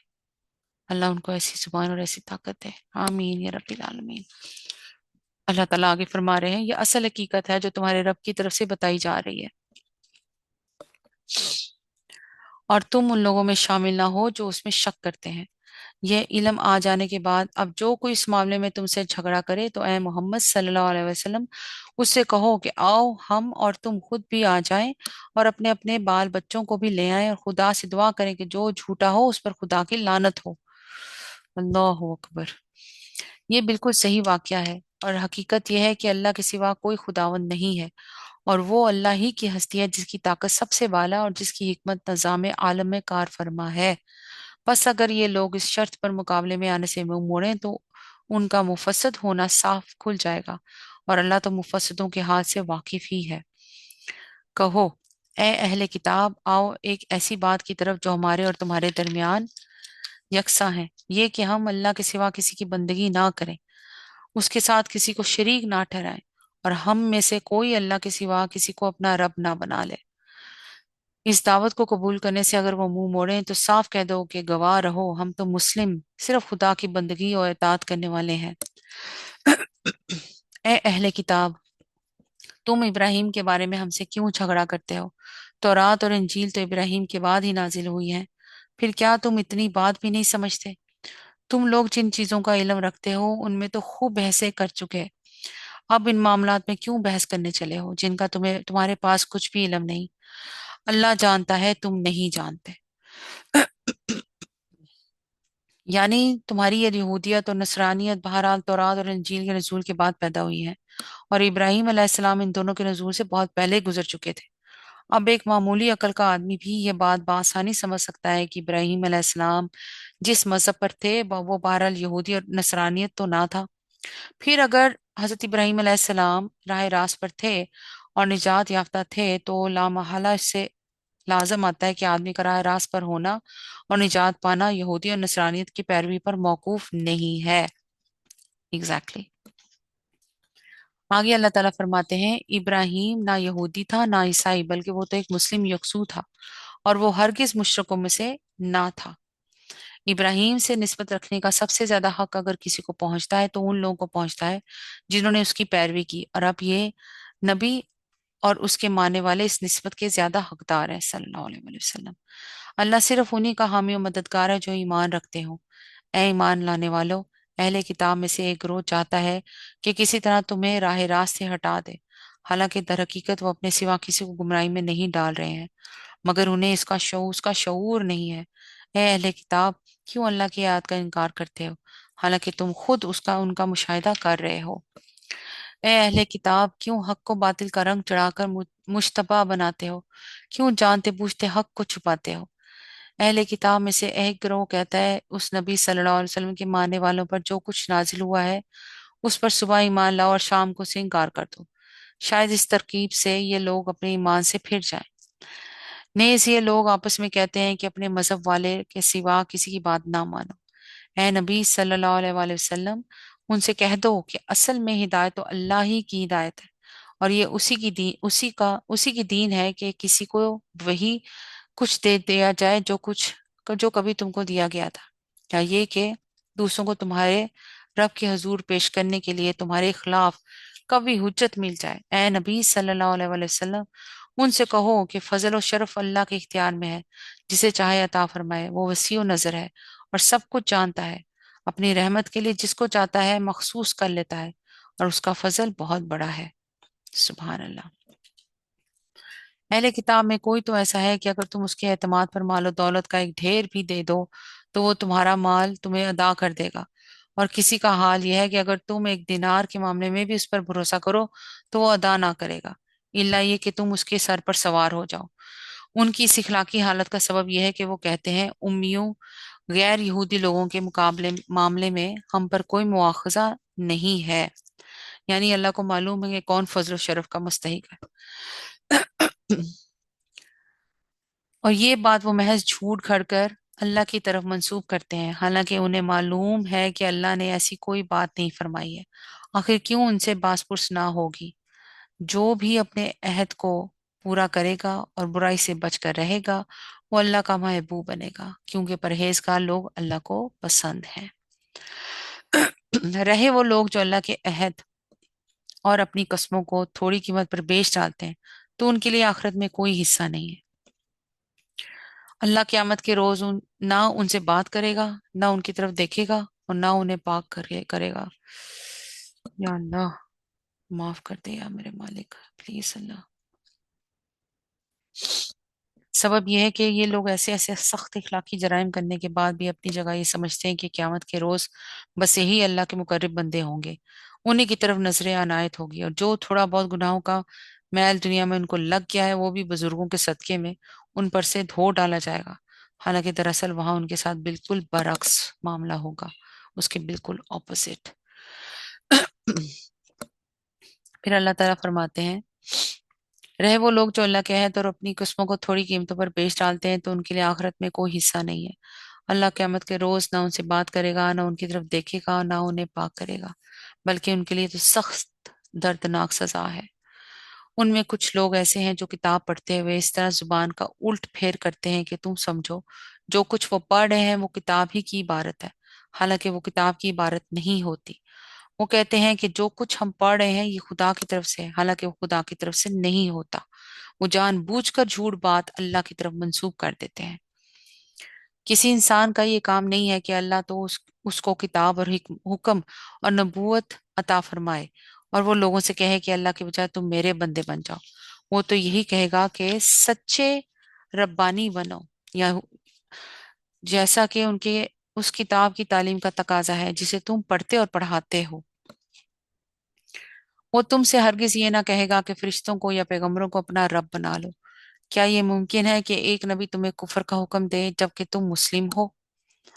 یاد کرو اللہ نے پیغمبروں سے عہد لیا تھا کہ آج ہم نے تمہیں کتاب اور حکم و دانش سے نوازا ہے۔ کل اگر کوئی دوسرا رسول تمہارے پاس اسی تعلیم کی تصدیق کرتا ہوا آئے جو پہلے سے تمہارے پاس موجود ہے تو تم کو اس پر ایمان لانا ہوگا اور اس کی مدد کرنی ہوگی۔ مطلب یہ کہ ہر پیغمبر اس امر کا عہد لیا جا رہا ہے کہ اگر آپ کے ٹائم پہ کوئی دوسرا نبی آ جائے، جیسے حضرت موسیٰ علیہ السلام کے ٹائم پہ ان کے ہی بھائی حضرت ہارون علیہ السلام کو اللہ تعالیٰ نے نبی بنا دیا تھا، اور حضرت عیسیٰ علیہ السلام کے ٹائم پہ حضرت یحییٰ علیہ السلام آ گئے تھے، تو اللہ تعالیٰ کہہ رہے ہیں کہ تم لوگوں نے ایک دوسرے کی مدد کرنی ہے اور ایک دوسرے کے ساتھ کھڑا ہونا ہے۔ یہ ارشاد فرما کہ اللہ نے پوچھا، کیا تم اس کا اقرار کرتے ہو اور اس پر میری طرف سے عہد کی بھاری ذمہ داری اٹھاتے ہو؟ انہوں نے کہا، ہاں ہم اقرار کرتے ہیں۔ اللہ نے فرمایا، اچھا تو گواہ رہو اور میں بھی تمہارے ساتھ گواہ ہوں۔ اس کے بعد جو اپنے عہد سے پھر جائے وہی فاسق ہے۔ اب کیا یہ لوگ اللہ کی اطاعت کا طریقہ دین اللہ چھوڑ کر کوئی اور طریقہ چاہتے ہیں؟ حالانکہ آسمان و زمین کی ساری چیزیں چاروں ناچار اللہ ہی کی تابع فرمان مسلم ہے اور اسی کی طرف سب کو پلٹنا ہے۔ اے نبی صلی اللہ علیہ وآلہ وسلم، کہو کہ ہم اللہ کو مانتے ہیں، اس تعلیم کو مانتے ہیں جو ہم پر نازل کی گئی ہے، ان تعلیمات کو بھی مانتے ہیں جو ابراہیم، اسماعیل، اسحاق، یعقوب اور اولاد یعقوب پر نازل ہوئی تھی، اور ان ہدایات پر بھی ایمان رکھتے ہیں جو موسیٰ اور عیسیٰ اور دوسرے پیغمبروں کو ان کے رب کی طرف سے دی گئیں۔ ہم ان کے درمیان فرق نہیں کرتے اور ہم اللہ کے تابع فرمان مسلم ہیں۔ اس فرما برداری اسلام کے سوا جو شخص کوئی اور طریقہ اختیار کرنا چاہے اس کا وہ طریقہ ہرگز قبول نہ کیا جائے گا اور آخرت میں وہ ناکام و نامراد رہے گا۔ اللہ اکبر، اللہم اجرنا من النار، اللہم اجرنا من النار، اللہم اجرنا من النار۔ آگے اللہ تعالیٰ فرماتے ہیں، کیسے ہو سکتا ہے کہ اللہ ان لوگوں کو ہدایت بخشے جنہوں نے نعمت ایمان پا لینے کے بعد پھر کفر اختیار کیا، حالانکہ وہ خود اس بات پر گواہی دے چکے ہیں کہ یہ رسول حق پر ہے اور ان کے پاس روشن نشانیاں بھی آ چکی ہیں۔ اللہ ظالموں کو تو ہدایت نہیں دیا کرتا، ان کے ظلم کا صحیح بدلہ یہی ہے کہ ان پر اللہ اور فرشتوں اور تمام انسانوں کی پھٹکار ہے۔ اسی حالت میں وہ ہمیشہ رہیں گے، نہ ان کی سزا میں تخفیف ہوگی نہ انہیں مہلت دی جائے گی۔ البتہ وہ لوگ بچ جائیں گے جو اس کے بعد توبہ کر کے اپنے طرز عمل کی اصلاح کریں۔ اللہ بخشنے والا اور رحم فرمانے والا ہے۔ مگر جن لوگوں نے ایمان لانے کے بعد کفر اختیار کیا پھر اپنے کفر میں بڑھتے چلے گئے، ان کی توبہ بھی قبول نہ ہوگی۔ اللہ اکبر، ایسے لوگ تو پکے گمراہ ہیں۔ یقین رکھو جن لوگوں نے کفر اختیار کیا اور کفر ہی کی حالت میں جان دی، ان میں سے کوئی اگر اپنے آپ کو سزا سے بچانے کے لیے روئے زمین بھر کر بھی سونا فدیے میں دے تو اسے قبول نہ کیا جائے گا۔ ایسے لوگوں کے لیے دردناک سزا تیار ہے اور وہ اپنا کوئی مددگار نہ پائیں گے۔ اللہ اکبر، یا اللہ رحم کر دے. مجھے ذرا 2 منٹ دیجیے. میں یہاں سے نکل نہیں رہی. 2 منٹ بس دیجیے، میں 2 منٹ میں آتی ہوں.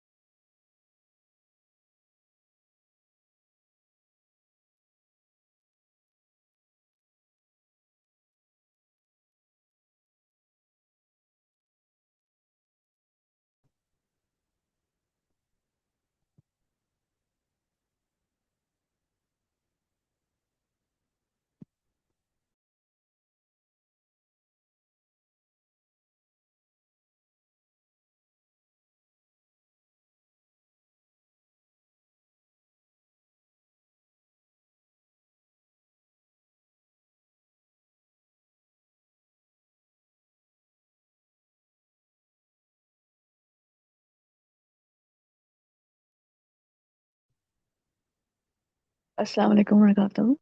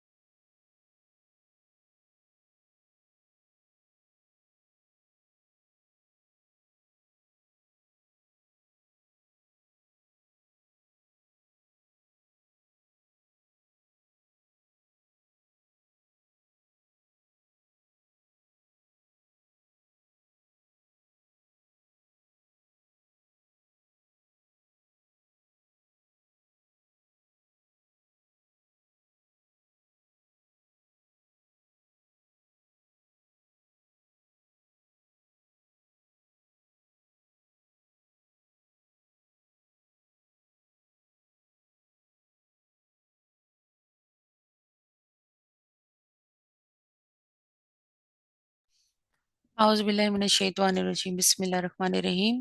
اب وہاں سے شروع کرتے ہیں جہاں سے اپنا سلسلہ منقطع ہوا تھا. سبحان اللہ. اب یہاں سے چوتھا جز سٹارٹ ہو جائے گا. سبحان اللہ. سورہ ال عمران چوتھا جز یہاں سے سٹارٹ ہو جائے گا خیر سے انشاءاللہ. وہیں سے سٹارٹ کرتے ہیں.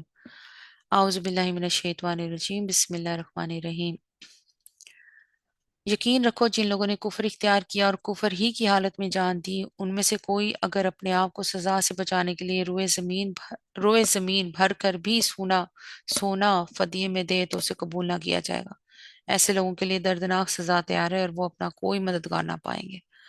تم نیکی کو نہیں پہنچ سکتے جب تک کہ اپنی وہ چیزیں خدا کی راہ میں خرچ نہ کرو جنہیں تم عزیز رکھتے ہو. سبحان اللہ. اور جو کچھ تم خرچ کرو گے اللہ اس سے بے خبر نہ ہوگا. کھانے کی یہ ساری چیزیں جو شریعت محمدی صلی اللہ علیہ وآلہ وسلم میں حلال ہیں بنی اسرائیل کے لیے بھی حلال تھی. البتہ بعض چیزیں ایسی تھیں جنہیں تورات کے نازل کیے جانے سے پہلے اسرائیل نے خود اپنے اوپر حرام کر لیا تھا. اللہ اکبر. اسرائیل سے مراد اگر بنی اسرائیل لیے جائیں تو مطلب یہ ہوگا کہ نزول تورات سے قبل بعض چیزیں بنی اسرائیل نے محض رسمن حرام قرار دے لی تھی. اور اگر اس سے مراد حضرت یعقوب علیہ السلام لیے جائیں تو اس کا مطلب یہ ہوگا کہ آپ جناب نے بعض چیزوں سے طبی کراہت کی بنا پر یا کسی مرض کی بنا پر اعتراض فرمایا تھا اور ان کی اولاد نے بعد میں انہیں ممنوع سمجھ لیا. اللہ اکبر. اب آگے اللہ تعالیٰ فرماتے ہیں البتہ بعض چیزیں ایسی تھیں کہ جنہیں تورات کے نازل کیے جانے سے پہلے اسرائیل نے خود اپنے اوپر حرام کر لیا تھا. ان سے کہو اگر تم اپنے اعتراض میں سچے ہو تو لاؤ تورات اور پیش کرو اس کی کوئی عبارت. اس کے بعد بھی جو لوگ اپنی جھوٹی گھڑی ہوئی باتیں اللہ کی طرف منسوب کرتے ہیں وہی در حقیقت ظالم ہے. کہو اللہ نے جو کچھ فرمایا ہے سچ فرمایا ہے. تم کو یکسو ہو کر ابراہیم علیہ السلام کے طریقے کی پیروی کرنی چاہیے اور ابراہیم علیہ السلام شرک کرنے والوں میں سے نہ تھا. بے شک سب سے پہلی عبادت گاہ جو انسانوں کے لیے تعمیر ہوئی وہ وہی ہے جو مکے میں واقع ہے. اس کو خیر و برکت دی گئی تھی اور تمام جہان والوں کے لیے مرکز ہدایت بنایا گیا تھا. اب یہودیوں کا دوسرا جو اعتراض یہ تھا کہ تم نے بیت المقدس کو چھوڑ کر کعبے کو قبلہ کیوں بنایا. نبی پاک صلی اللہ علیہ وسلم کو یہ ہم سورہ بقرہ میں کل پڑھ چکے ہیں. حالانکہ پچھلے انبیاء کا قبلہ بیت المقدس ہی تھا. اس کا جواب سورہ بقرہ میں دیا جا چکا ہے. پچھلے ہم پڑھ چکے ہیں. لیکن یہودی اس کے بعد بھی اپنے اعتراض پہ مصر ہے. لہٰذا یہاں پھر اس کا جواب دیا گیا ہے. بیت المقدس کے متعلق خود بائبل ہی کی شہادت موجود ہے کہ حضرت موسیٰ کے 450 برس بعد حضرت سلیمان نے اس کو تعمیر کیا اور حضرت سلیمان ہی کے زمانے میں وہ قبلہ اہل توحید قرار دیا گیا. برعکس اس کے کہ یہ تمام عرب کی متواتر متفق علیہ روایت سے ثابت ہے کہ کعبہ کو حضرت ابراہیم علیہ السلام نے تعمیر کیا اور وہ حضرت موسیٰ علیہ السلام سے 800-900 برس پہلے گزرے ہیں. لہٰذا کعبے کی اولیت ایک ایسی حقیقت ہے جس میں کسی کلام کی گنجائش نہیں. اب آگے اللہ تعالیٰ فرماتے ہیں بے شک سب سے پہلی عبادت گاہ جو انسان کے لیے تعمیر ہوئی وہ وہی ہے جو مکے میں واقع ہے. اس کو خیر و برکت دی گئی تھی اور تمام جہان والوں کے لیے مرکزی ہدایت بنایا گیا تھا. اس میں کھلی ہوئی نشانیاں ہیں. ابراہیم کا مقامی عبادت ہے اور اس کا حال یہ ہے کہ جو اس میں داخل ہوا مامون ہو گیا. سبحان اللہ. لوگوں پر اللہ کا یہ حق ہے کہ جو اس گھر تک پہنچنے کی استطاعت رکھتا ہو وہ اس کا حج کرے اور جو کوئی اس حکم کی پیروی سے انکار کرے تو اسے معلوم ہو جانا چاہیے کہ اللہ تمام دنیا والوں سے بے نیاز ہے. اب دیکھیں نا حج فرض ہے نا مگر اللہ تعالیٰ نے یہاں پہ کلیئرلی کہہ دیا ہے کہ جو اس کا استطاعت رکھتا ہو. اب یہ سوچ کے برا نہیں اندر فیل کرنا چاہیے کہ ہم نہیں جا رہے حج کے لیے ہم عمرے کے لیے نہیں جا رہے یا کوئی ایسی بات. اللہ تعالیٰ نے کلیئر کٹ کہہ دیا استطاعت ہے تو جاؤ نہیں ہے تو کوئی گناہ نہیں ہے. جب ہمارا رب ہمارا کنگ ہمیں بنانے والا پیدا کرنے والا اسی کے پاس ہم نے واپس جانا ہے جہاں سے ہم آئے ہیں وہ ہمیں کہہ رہا ہے تو پھر تو ڈرنے کی یا اندر برا فیل کرنے کی کوئی گنجائش ہی نہیں ہے. ایزی رہو. بلکہ حج یہاں نہیں تو حج وہاں ہو جائے گا انشاءاللہ. کعبہ تو اوپر بھی ہے نا. ایک کعبہ اسی سیٹ پہ اوپر بھی ہے انشاءاللہ. یہ دعا کریں نہیں یہاں پہ تو وہاں ہو جائے گا انشاءاللہ. اللہ تعالیٰ وہاں پہ قبول مقبول فرمائے. اور پھر اللہ تعالیٰ تو آپ کو آپ کی نیت کا بھی دے دیتا ہے سوچ کا بھی آپ کو ثواب مل جاتا ہے. سبحان اللہ. اللہ اکبر کبیرہ. آگے اللہ تعالیٰ فرماتے ہیں کہو اے اہل کتاب تم کیوں اللہ کی باتیں ماننے سے انکار کرتے ہو؟ جو حرکتیں تم کر رہے ہو اللہ سب کچھ دیکھ رہا ہے۔ کہو اے اہل کتاب یہ تمہاری کیا روش ہے کہ جو اللہ کی بات مانتا ہے اسے بھی تم اللہ کے راستے سے روکتے ہو اور چاہتے ہو کہ وہ ٹیڑھی راہ چلے، حالانکہ تم خود اس کے راہ راست ہونے پر گواہ ہو۔ تمہاری حرکتوں سے اللہ غافل نہیں۔ اور واقعی میں ایسا ہی ہے۔ یہ جیسے تھوڑی دیر پہلے میں نے آپ کو وہ قصہ سنایا امان کا کہ اس کے اسکول میں کیا ہوا اور کیسے اس نے آگے سے سبحان اللہ جواب دیا، ایسا ہی ہے کہ اہل کتاب، ہمارے اہل کتاب یعنی کرسچنز جوئش ہیں، یہ ایسا ہی کرتے ہیں۔ بچے آج کل آگے آ جاتے ہیں، اور پاکستان میں بھی ہیں، پاکستان میں بھی عیسائی بچے بھی ہیں، یہودی بچے بھی ہیں، وہ مینیپولیٹ کرنے کی کوشش کرتے ہیں۔ مگر اگر آپ نے اپنے بچوں کے اندر اللہ کی محبت ڈالی ہے نا، جسٹ آئی ایم سیئنگ اللہ کی محبت، تو دین کی سمجھ بھی آ جاتی ہے، اور پھر دماغ جو ہے نا ماننے پہ بالکل بھی اقرار نہیں کرتا، ان چیزوں کو انکار کرتا ہے۔ سبحان اللہ، اللہ تعالیٰ ہم سب کے بچوں کو ایمان کے راستے پہ مضبوطی سے قائم رکھے، اور ان کی زبان میں کبھی لغزش نہ آئے جب وہ اللہ کے لیے بات کریں اور اللہ کے رسولوں کے لیے بات کریں، راہ حق کے لیے بات کریں۔ آمین یا رب العالمین۔ اللہ تعالیٰ آگے فرماتے ہیں، اے لوگو جو ایمان لائے ہو، اگر تم نے اہل کتاب میں سے ایک گروہ کی بات مانی تو یہ تمہیں ایمان سے پھر کفر کی طرف پھیر لے جائیں گے۔ تمہارے لیے کفر کی راہ طرف جانے کا اب کیا موقع باقی ہے جب کہ تم کو اللہ کی آیات سنائی جا رہی ہیں اور تمہارے درمیان اس کا رسول صلی اللہ علیہ وسلم موجود ہے۔ جو اللہ کا دامن مضبوطی کے ساتھ تھامے گا وہ ضرور راہ راست پالے گا۔ وَاعْتَصِمُوا بِحَبْلِ اللَّهِ جَمِيعًا وَلَا تَفَرَّقُوا۔ اے لوگو جو ایمان لائے ہو، اللہ سے ڈرو جیسا کہ اس سے ڈرنے کا حق ہے۔ تم کو موت نہ آئے مگر اس حال میں کہ تم مسلم مرو۔ سب مل کر اللہ کی رسی کو مضبوط پکڑ لو اور تفرقے میں نہ پڑو۔ کتنا کلیئر ہے بھائی، تفرقے میں کیا ہے؟ یہ جو فرقے بنائے ہوئے ان میں مت پڑو۔ اللہ کے اس احسان کو یاد رکھو جو اس نے تم پر کیا ہے۔ تم ایک دوسرے کے دشمن تھے، اس نے تمہارے دل جوڑ دیے اور اس کے فضل و کرم سے تم بھائی بھائی بن گئے۔ اب یہی تو ہے نا، کوئی شک نہیں عربی پڑھنے کا بہت ثواب ہے، مگر نہ سمجھ کے پڑھنے کا کوئی ثواب نہیں۔ پھر کیا فائدہ جب آپ اللہ کے احکام پہ ہی نہیں چل رہے، اللہ کی بات ہی نہیں مان رہے۔ میں تو سمجھتی ہوں کہ جو بندہ قرآن پاک ترجمے سے پڑھ لیتا ہے نا، وہ فرقوں میں نہیں بٹتا۔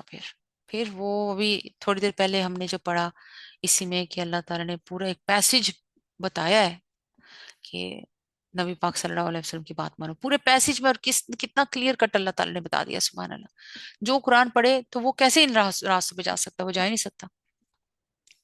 وہ تو اللہ اور اللہ کے رسول صلی اللہ علیہ وسلم کی مان کے چلے گا، پھر ڈرے گا اللہ سے۔ آگے اللہ تعالیٰ فرماتے ہیں، اللہ کے اس احسان کو یاد رکھو جو اس نے تم پر کیا۔ تم ایک دوسرے کے دشمن تھے، اس نے تمہارے دل جوڑ دیے اور اس کے فضل و کرم سے تم بھائی بھائی بن گئے۔ تم آگ سے بھرے ہوئے ایک گھڑے کے کنارے کھڑے تھے، اللہ نے تم کو اس سے بچا لیا۔ یہ اشارہ اس حالت کی طرف ہے جس میں اسلام سے پہلے اہل عرب مبتلا تھے۔ سبحان اللہ، قبائل کی باہمی دعوتیں، بات بات پر ان کی لڑائیاں، جیسے حضرت خالد بن ولید بھی تھے، حضرت عمر بھی تھے، اور پھر کیسے ان کے دلوں میں ایک دوسرے کے لیے محبت اللہ نے ڈال دی۔ آج بھی ایسے ہی ہے۔ سبحان اللہ، اللہ اکبر۔ اب آگے اللہ تعالیٰ فرماتے ہیں، اس طرح اللہ اپنی نشانیاں تمہارے سامنے روشن کرتا ہے، شاید کہ ان علامتوں سے تمہیں اپنی فلاح کا سیدھا راستہ نظر آ جائے۔ تم میں کچھ لوگ تو ایسے ضرور ہی رہنے چاہیے جو نیکی کی طرف بلائیں، بھلائی کا حکم دیں۔ یہاں پہ اب وہ امر بالمعروف نہیں اور منکر والی بات آ رہی ہے۔ بھلائی کا حکم دیں اور برائیوں سے روکتے رہیں۔ جو لوگ یہ کام کریں گے وہی فلاح پائیں گے۔ آج کل کہاں ہوتا ہے؟ آج کل ہوتا ہے اچھا اس نے کچھ کہا ہے تو کرنے دو، تم چپ رہو، دفع کرو۔ یہ لفظ بہت عام ہے زبان پہ، دفع کرو، چھوڑ دو، نہ کہو۔ اور حالانکہ یہ اللہ کہہ رہے ہیں کہ نہیں، برائیوں سے روکو، غلط کام سے روکو۔ اور پھر جب آپ آگے ہو کے روکنے کی کوشش کرتے ہیں تو پھر اللہ تعالیٰ ایسی سبیل بناتا ہے کہ آپ کی زبان میں بڑی اللہ طاقت دے دیتا ہے۔ سبحان اللہ، کیونکہ آپ اللہ کا کام کر رہے ہیں، اللہ کے سولجر بنے ہوئے ہیں آپ۔ جو لوگ یہ کام کریں گے وہی فلاح پائیں گے. کہیں تم ان لوگوں کی طرح نہ ہو جانا جو فرقوں میں بٹ گئے. لو، اب کلیئر کٹ اللہ نے فرقوں کی بات کر دی ہے. اور کھلی کھلی واضح ہدایات پانے کے بعد بھی اختلافات میں مبتلا ہوئے. جنہوں نے یہ روش اختیار کی وہ اس روز سخت سزا پائیں گے، جبکہ کچھ لوگ سرخ رو ہوں گے اور کچھ لوگوں کا منہ کالا ہوگا. جن کا منہ کالا ہوگا ان سے کہا جائے گا کہ نعمت ایمان پانے کے بعد بھی تم نے کافرانہ رویہ اختیار کیا. اچھا تو اب اس کفران نعمت کے صلے میں عذاب کا مزہ چکھو. اللہم اجرنا من النار، اللہم اجرنا من النار، اللہم اجرنا من النار. رہے وہ لوگ جن کے چہرے روشن ہوں گے تو ان کو اللہ کی دامن رحمت میں جگہ ملے گی اور وہ ہمیشہ اسی حالت میں رہیں گے. یہ اللہ کے ارشادات ہیں جو ہم تمہیں ٹھیک ٹھیک سنا رہے ہیں، کیونکہ اللہ دنیا والوں پر ظلم کرنے کا کوئی ارادہ نہیں رکھتا. اللہ اکبر. زمین و آسمان کی ساری چیزوں کا مالک اللہ ہے اور سارے معاملات اللہ ہی کے حضور پیش ہوتے ہیں. اللہ تعالیٰ ہمیں ان لوگوں میں شامل کرے جن کے چہرے روشن ہوں. اللہ ہمارے چہروں کو بھی اس دن روشن کرے اور اللہ تعالیٰ ہمیں اپنے دامن رحمت میں جگہ دے دے. آمین یا رب العالمین. ہمیں بھی ہمارے اہل خانہ کو بھی آمین. اب آگے اللہ تعالیٰ فرماتے ہیں اب دنیا میں وہ بہترین گروہ تم ہو جسے انسانوں کی ہدایت و اصلاح کے لیے میدان میں لایا گیا ہے. تم نیکی کا حکم دیتے ہو، بدی سے روکتے ہو اور اللہ پر ایمان رکھتے ہو. یہ اہل کتاب ایمان لاتے تو انہی کے حق میں بہتر تھا، اگرچہ ان میں کچھ لوگ ایماندار بھی پائے جاتے ہیں، مگر ان کے بیشتر افراد نافرمان ہیں. یہ تمہارا کچھ بگاڑ نہیں سکتے، زیادہ سے زیادہ بس کچھ ستا سکتے ہیں. اگر یہ تم سے لڑیں گے تو مقابلے میں پیٹھ دکھائیں گے، پھر ایسے بے بس ہوں گے کہ کہیں ان سے ان کو مدد نہ ملے گی. یہ جہاں بھی پائے گئے ان پر ذلت کی مار ہی پڑے. کہیں اللہ کے ذمے یا انسانوں کے ذمے میں پناہ مل گئی تو یہ اور بات ہے. یہ اللہ کے غضب میں گھر چکے ہیں، ان پر محتاجی مغلوبی مسلط کر دی گئی ہے، اور یہ سب کچھ صرف اس وجہ سے ہوا ہے کہ اللہ کے آیات سے کفر کرتے رہے اور انہوں نے پیغمبروں کو ناحق قتل کیا. یہ ان کی نافرمانیوں اور زیادتیوں کا انجام ہے. مگر سارے اہل کتاب یکساں نہیں ہیں. ان میں کچھ لوگ ایسے بھی ہیں جو راہ راست پر قائم ہیں، راتوں کو اللہ کی آیات پڑھتے رہتے ہیں اور اس کے آگے سجدہ ریز ہوتے ہیں. اللہ اور روز آخرت پر ایمان رکھتے ہیں، نیکی کا حکم دیتے ہیں، برائیوں سے روکتے ہیں اور بھلائی کے کاموں میں سرگرم رہتے ہیں. یہ صالح لوگ ہیں، اور جو نیکی بھی یہ کریں گے اس کی ناقدری نہیں کی جائے گی. اللہ پرہیزگار لوگوں کو خوب جانتا ہے. واقعی صحیح بات ہے. پاکستان میں بہت سے مسلمان لوگ ہیں جن پہ ٹرسٹ نہیں کیا جا سکتا، کہنے کو مسلمان ہیں، اور وہیں پہ بہت سے عیسائی ایسے لوگ ہیں جو کام کرتے ہیں اور ان پہ ٹرسٹ کیا جا سکتا ہے، اور بڑی حیرت کی بات ہے وہ ٹرسٹ پورا بھی کرتے ہیں. اور صرف پاکستان میں نہیں، دنیا میں ہی. کیوں؟ دنیا باہر کے جو ملک ہیں وہ ترقی کر رہے ہیں. اللہ تعالیٰ کہتے ہیں نا کہ اللہ تعالیٰ ان کو دنیا میں ہی ان کا اجر دے دیتا ہے، کیونکہ وہ اچھائیاں کرتے ہیں. وہ بیچ بیچ میں اسکیمیں نہیں لڑتے، وہ ایسے کام نہیں کرتے کہ کسی کو تکلیف پہنچائیں، اور جو کام مسلمانوں کو کرنا چاہیے وہ کر رہے ہیں. اور اللہ تعالیٰ وہی کہہ رہے ہیں کہ ان کی جو ہے نیکی اللہ تعالیٰ اس کی ناقدری نہیں کرے گا، اور اللہ کا وعدہ سچا ہے. اللہ تعالیٰ نے سورہ بقرہ میں کہا ہے کہ دنیا میں ان کو دے دوں گا، کل جو ہم نے پڑھی. سبحان اللہ. رہے وہ لوگ جنہوں نے کفر کا رویہ اختیار کیا تو اللہ کے مقابلے میں ان کو نہ ان کا مال کچھ کام دے گا نہ اولاد. وہ تو آگ میں جانے والے لوگ ہیں اور آگ ہی میں ہمیشہ رہیں گے. جو کچھ وہ اپنی اس دنیا کی زندگی میں خرچ کر رہے ہیں اس کی مثال اس ہوا کی سی ہے جس میں پالا ہو اور وہ ان لوگوں کو کھیتی پر چلے جنہوں نے اپنے اوپر آپ ظلم کیا ہے اور اسے برباد کر کے رکھ دیا. اس مثال میں کھیتی سے مراد حیات ہے، زندگی ہے، جس کی فصل آدمی کو آخرت میں کاٹنی ہے. ہوا سے مراد وہ اوپری جذبہ خیر ہے جس کی بنا پر کفار عام کاموں اور خیرات وغیرہ میں دولت صرف کرتے ہیں. اور پالے سے مراد صحیح ایمان اور ضابطہ خداوندی کی پیروی کا فقدان ہے، جس کی وجہ سے ان کی پوری زندگی غلط ہو کر رہ گئی. اللہ اکبر. آگے اللہ تعالیٰ فرماتے ہیں اللہ نے ان پر ظلم نہیں کیا، در حقیقت یہ خود اپنے اوپر ظلم کر رہے ہیں. وَلَكِنْ أَنفُسَهُمْ يَظْلِمُونَ. اے لوگوں جو ایمان لائے ہو، اپنی جماعت کے لوگوں کے سوا دوسروں کو اپنا رازدار نہ بناؤ. وہ تمہاری خرابی کے کسی موقع سے فائدہ اٹھانے میں نہیں چوکتے۔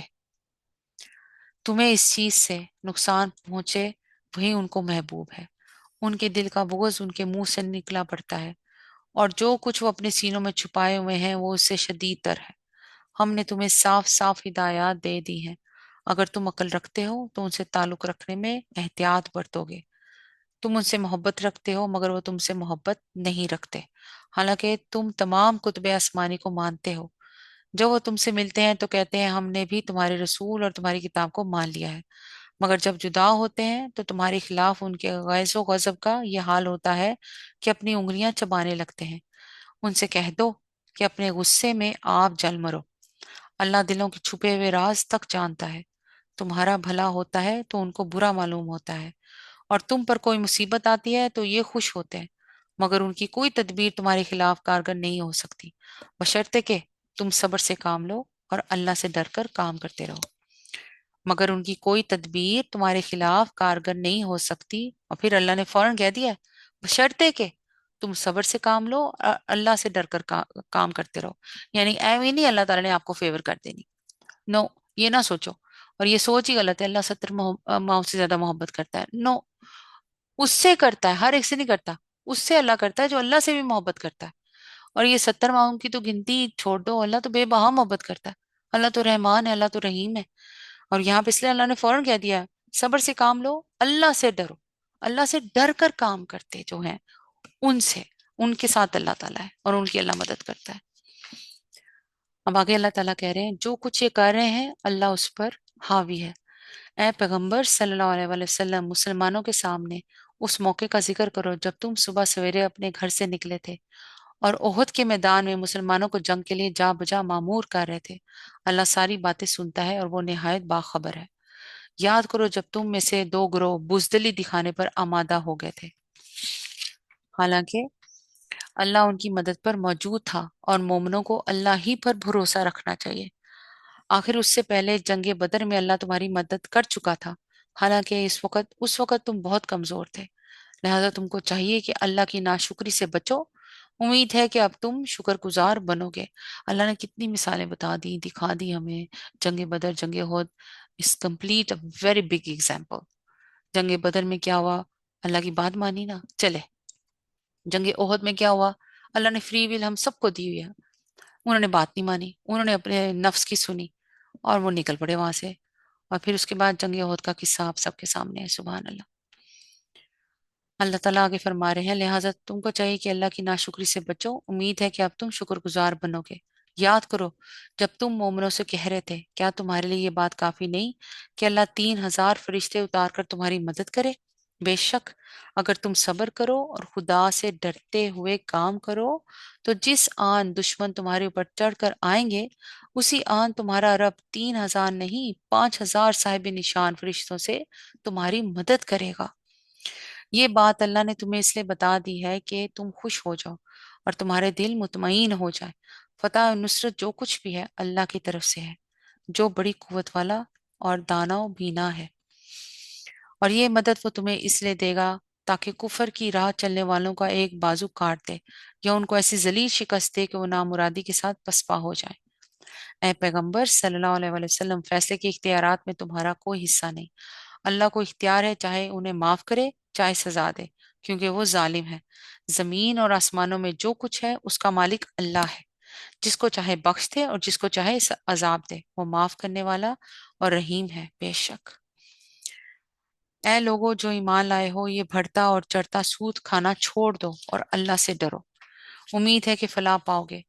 اس آگ سے بچو جو کافروں کے لیے مہیا کی گئی ہے، اور اللہ اور رسول کا حکم مان لو، توقع ہے کہ تم پر رحم کیا جائے گا۔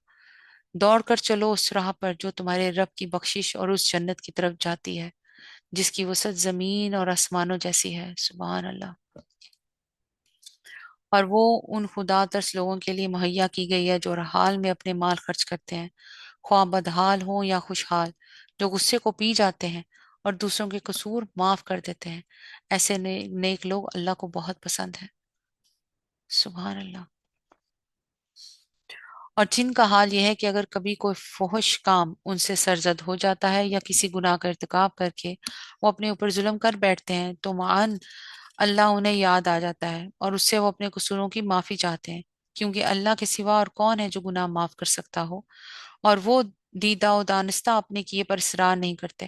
ایسے لوگوں کی جزا ان کے رب کے پاس یہ ہے کہ وہ ان کو معاف کر دے گا اور ایسے باغوں میں انہیں داخل کرے گا جن کے نیچے نہریں بہتی ہوں گی، سبحان اللہ، اور وہ وہاں ہمیشہ رہیں گے۔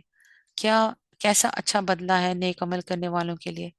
تم سے پہلے بہت سے دور گزر چکے ہیں، زمین میں چل پھر کر دیکھ لو کہ ان لوگوں کا کیا انجام ہوا جنہوں نے اللہ کے احکام و ہدایات کو جھٹلایا۔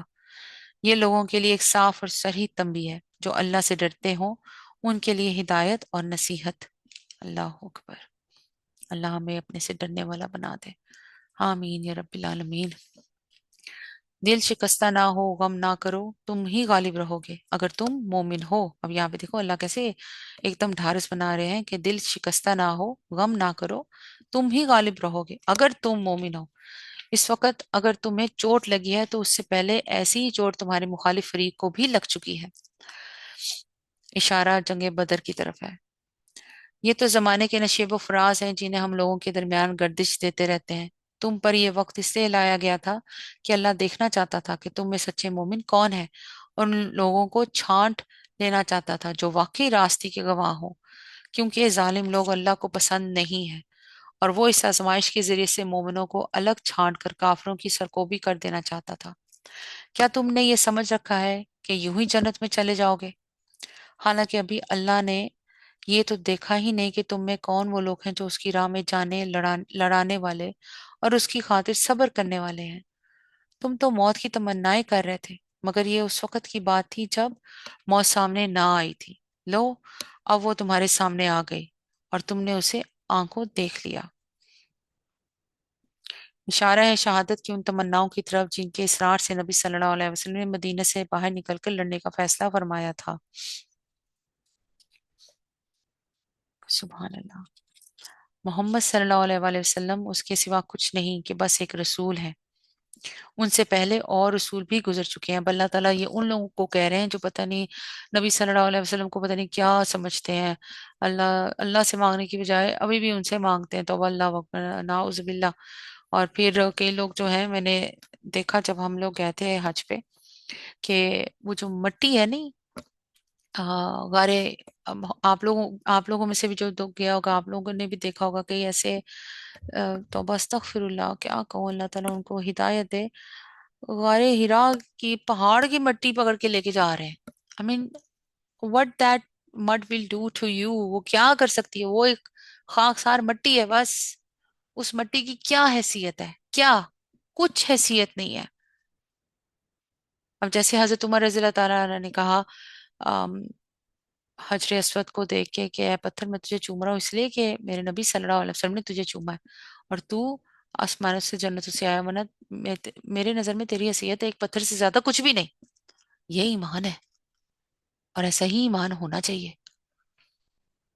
یہاں پہ اللہ تعالیٰ کھلا کھلا وہی میں کہہ رہی ہوں کہ جو قرآن پاک ترجمے سے پڑھیں، جو ہم پاکستانی ہیں، ہم اردو پڑھیں، یا انڈینس ہیں جو بھی ہیں، جو اپنی زبان میں پڑھیں، انگلش میں پڑھیں، جو بھی پڑھیں، بچے پڑھیں جن سے اردو نہیں پڑھی جاتی وہ انگلش میں پڑھیں، کیا آپ یہ دیکھیں کہ اللہ نے کہا کیا ہے؟ محمد اس کے سوا کچھ نہیں ہے، کہ بس ایک رسول ہے، ان سے پہلے اور رسول بھی گزر چکے ہیں۔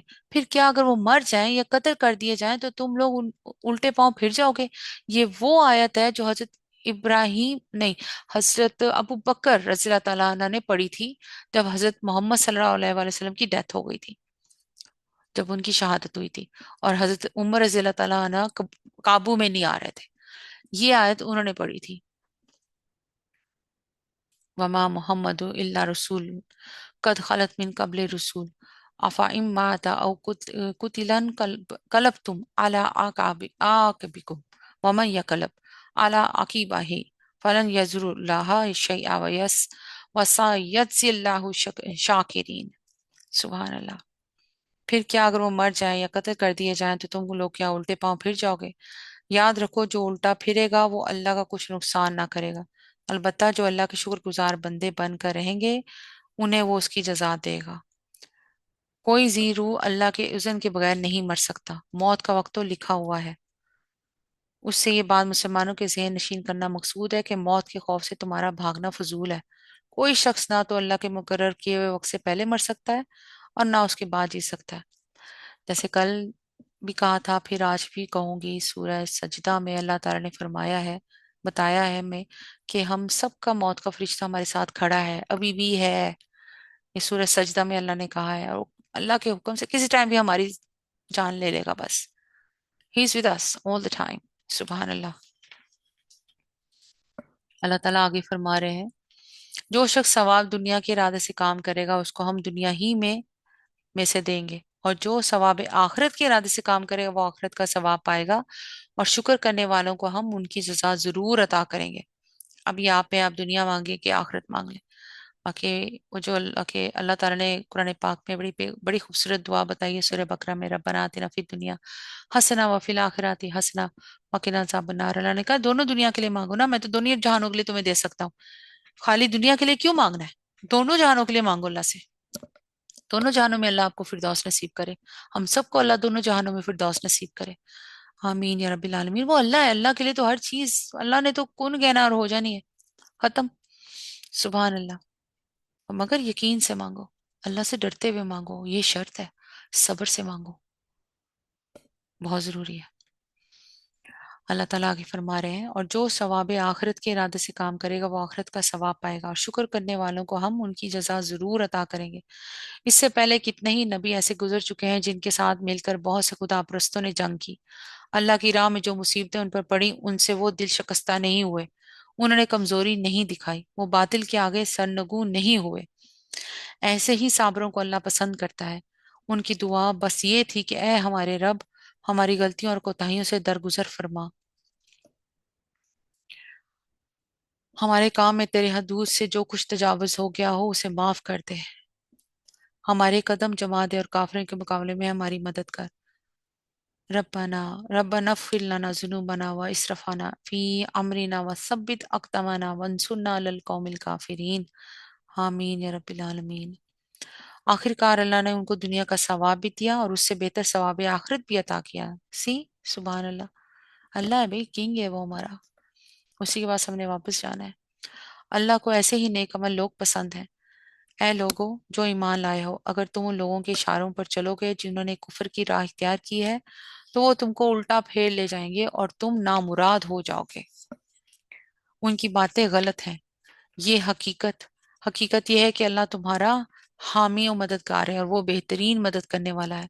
अनकरीब वो वक्त आने वाला है जब हम मुनकरीन हक के दिलों में रो बिठा देंगे, इसलिए कि उन्होंने अल्लाह के साथ उनको खुदाई में शरीक ठहराया है, जिनके शरीक होने पर अल्लाह ने कोई सनत नाजिल नहीं की। उनका आखिरी ठिकाना जहन्नम है, और बहुत ही बुरी बुरी है वो क़याम गाह जो उन जालिमों को नसीब होगी। अल्लाहुम्मा जिन्ना मिनन नार, अल्लाहुम्मा जिन्ना मिनन नार, अल्लाहुम्मा जिन्ना मिनन नार। अल्लाह ने ताईद और नुसरत का जो वादा तुमसे किया था वो तो उसने पूरा कर दिया। इब्तिदा में उसके हुक्म से तुम ही उनको कत्ल कर रहे थे, मगर जब तुमने कमजोरी दिखाई और अपने काम में बाहम इख्तलाफ किया, और जो ही कि वो चीज अल्लाह ने तुम्हें दिखाई जिसकी मोहब्बत में तुम गिरफ्तार थे, यानी माले गनीमत, तुम अपने सरदार के हुक्म की खिलाफ वर्जी कर बैठे, इसलिए कि तुम में से कुछ लोग दुनिया के तालिब थे और कुछ आखिरत की ख्वाहिश रखते थे। तब अल्लाह ने तुम्हें काफरों के मुकाबले में पसपा कर दिया ताकि तुम्हारी आजमाइश कर दे, और हक ये है कि अल्लाह ने फिर भी तुम्हें माफ ही कर दिया, क्योंकि मोमिनों पर अल्लाह बड़ी नजर इनायत रखता है। सुभान अल्लाह। याद करो जब तुम भागे चले जा रहे थे, किसी की तरफ पलट कर देखने तक का होश तुम्हें ना था, और रसूल सल्लल्लाहु अलैहि वसल्लम तुम्हारे पीछे तुमको पुकार रहा था। उस वक्त तुम्हारी इस रविश का बदला अल्लाह ने तुम्हें ये दिया कि तुमको रंज पर रंज दिए, ताकि आइंदा के लिए तुम्हें ये सबक मिले कि जो कुछ तुम्हारे हाथ से जाए, जो मुसीबत तुम पर नाजिल हो उस पर मलूल ना हो। अल्लाह तुम्हारे सब अमाल से बाखबर है। अल्लाह अकबर। उस गम के बाद फिर अल्लाह ने तुम में से कुछ लोगों पर ऐसी इत्मीनान की सी हालत तारी कर दी कि वो ऊँघने लगे। अल्लाह। मगर एक दूसरा गिरोह جس کے لیے ساری اہمیت بس اپنے مفاد ہی کی تھی، اللہ کے متعلق طرح طرح کے جاہلانہ گمان کرنے لگا جو سراسر خلاف حق تھے۔ یہ لوگ اب کہتے ہیں کہ اس کلام کے چلانے میں ہمارا بھی کوئی حصہ ہے۔ ان سے کہو کسی کا کوئی حصہ نہیں، اس کام کے سارے اختیارات اللہ کے ہاتھ میں ہیں۔ دراصل یہ لوگ اپنے دلوں میں جو بات چھپائے ہوئے ہیں اسے تم پر ظاہر نہیں کرتے۔ ان کا اصل مطلب یہ ہے کہ اگر قیادت کے اختیارات میں ہمارا کچھ حصہ ہوتا تو یہاں ہم نہ مارے جاتے۔ ان سے کہہ دو کہ اگر تم اپنے گھروں میں بھی ہوتے تو جن لوگوں کی موت لکھی ہوئی تھی وہ خود اپنی قتل گاہوں کی طرف نکل آتے، اور یہ معاملہ جو پیش آیا یہ تو اس لیے تھا کہ جو کچھ تمہارے سینوں میں پوشیدہ ہے اللہ سے خوب اسے آزما لے، اور جو کھوٹ تمہارے دلوں میں ہے اسے چھانٹ دے۔ اللہ دلوں کا حال خوب جانتا ہے، واللہ علیم بذات الصدور۔ بے شک سبحان اللہ، تم میں سے جو لوگ مقابلے کے دن پیٹ پھیر گئے تھے ان کی اس لغزش کا سبب یہ تھا کہ ان کی بعض کمزوریوں کی وجہ سے شیطان نے ان کے قدم ڈگمگا دیے تھے۔ اللہ نے انہیں معاف کر دیا، اللہ بہت درگزر کرنے والا اور بردبار ہے۔ اے لوگوں جو ایمان لائے ہو، کافروں کی سی باتیں نہ کرو جن کے عزیز و اقارب اگر کبھی سفر پر جاتے ہیں یا جنگ میں شریک ہوتے ہیں اور وہاں کسی حادثے سے دو چار ہو جاتے ہیں تو وہ کہتے ہیں کہ اگر وہ ہمارے پاس ہوتے تو نہ مارے جاتے اور نہ قتل ہوتے۔ اللہ اس قسم کی باتوں کو ان کے دلوں میں حسرت و اندوہ کا سبب بنا دیتا ہے، یعنی یہ باتیں حقیقت پر مبنی نہیں ہے۔ حقیقت تو یہ ہے کہ قضاء الہی کسی کے ٹالے ٹال نہیں سکتی، مگر جو لوگ اللہ پر ایمان نہیں رکھتے اور سب کچھ اپنی تدبیروں ہی پر موقوف سمجھتے ہیں، ان کے لیے اس قسم کے یہ فضول قسم کی باتیں جو ہیں یہ حسرت بن جاتی ہیں، اور وہ بس ہاتھ ملتے رہ جاتے ہیں کہ کاش یوں ہوتا وہ ہوتا۔ اللہ تعالیٰ آگے فرماتے ہیں اللہ اس قسم کی باتوں کو ان کی دلوں میں حسرت و اندوہ کا سبب بنا دیتا ہے، ورنہ دراصل مارنے اور جلانے والا تو اللہ ہی ہے، اور تمہاری تمام حرکات پر وہی نگراں ہے۔ اگر تم اللہ کی راہ میں مارے جاؤ یا مر جاؤ تو اللہ کی جو رحمت اور بخشش تمہارے حصے میں آئے گی وہ ان ساری چیزوں سے زیادہ بہتر ہے جنہیں یہ لوگ جمع کرتے ہیں۔ اور خواہ تم مرو یا مارے جاؤ، بہرحال تم سب کو سمٹ کر جانا اللہ ہی کی طرف ہے۔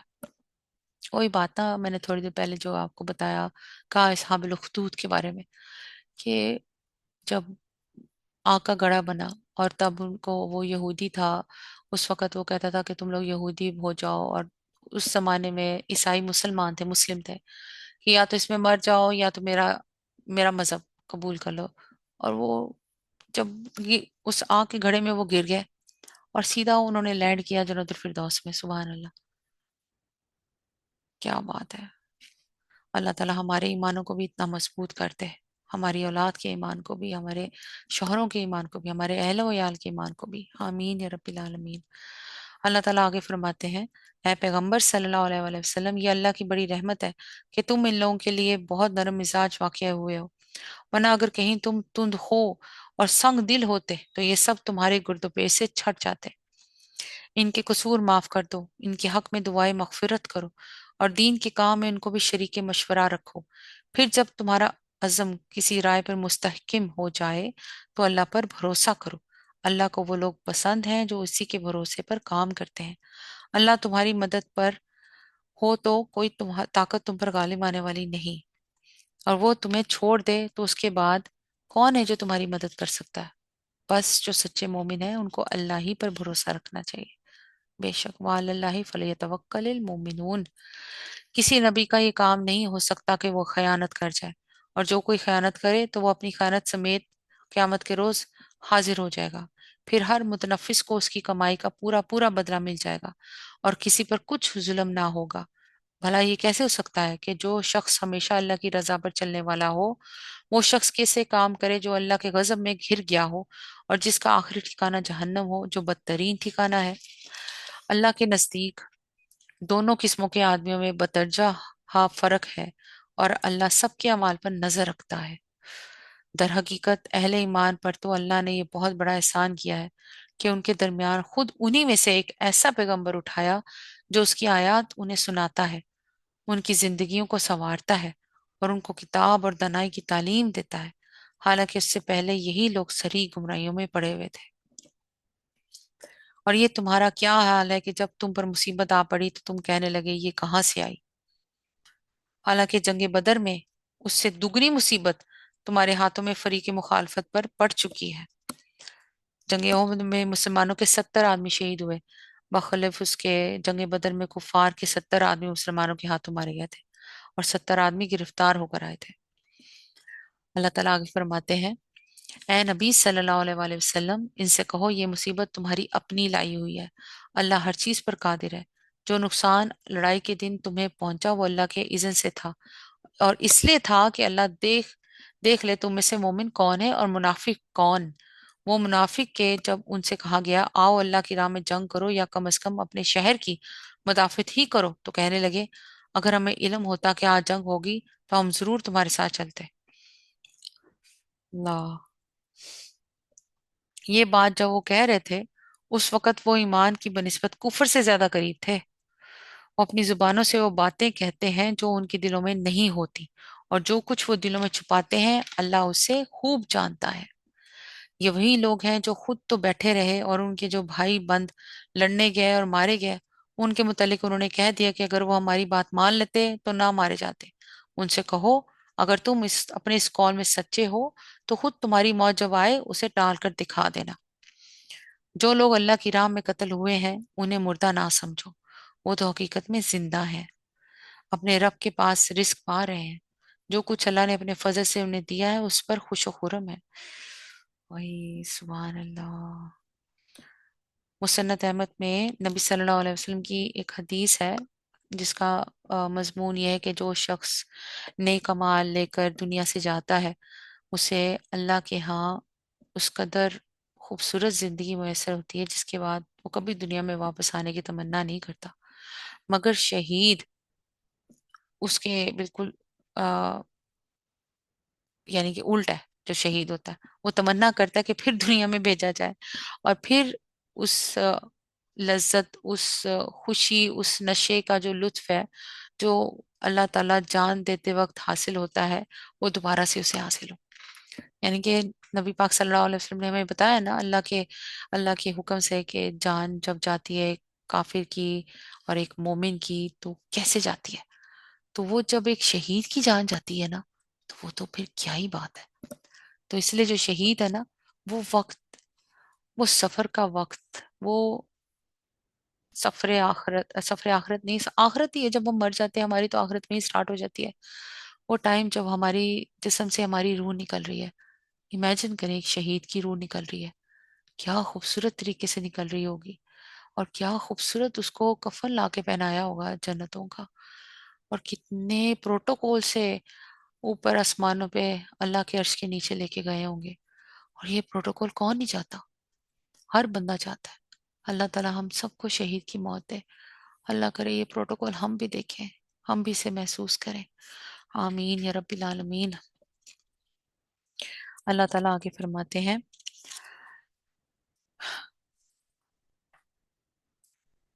جو لوگ اللہ کی راہ میں قتل ہوئے انہیں مردہ نہ سمجھو، وہ تو حقیقت میں زندہ ہیں، اپنے رب کے پاس رزق پا رہے ہیں، جو کچھ اللہ نے اپنے فضل سے انہیں دیا ہے اس پر خوش و خرم ہے، اور مطمئن ہے کہ جو اہل ایمان ان کے پیچھے دنیا میں رہ گئے ہیں اور ابھی وہاں نہیں پہنچے ہیں ان کے لیے بھی کسی خوف اور رنج کا موقع نہیں ہے۔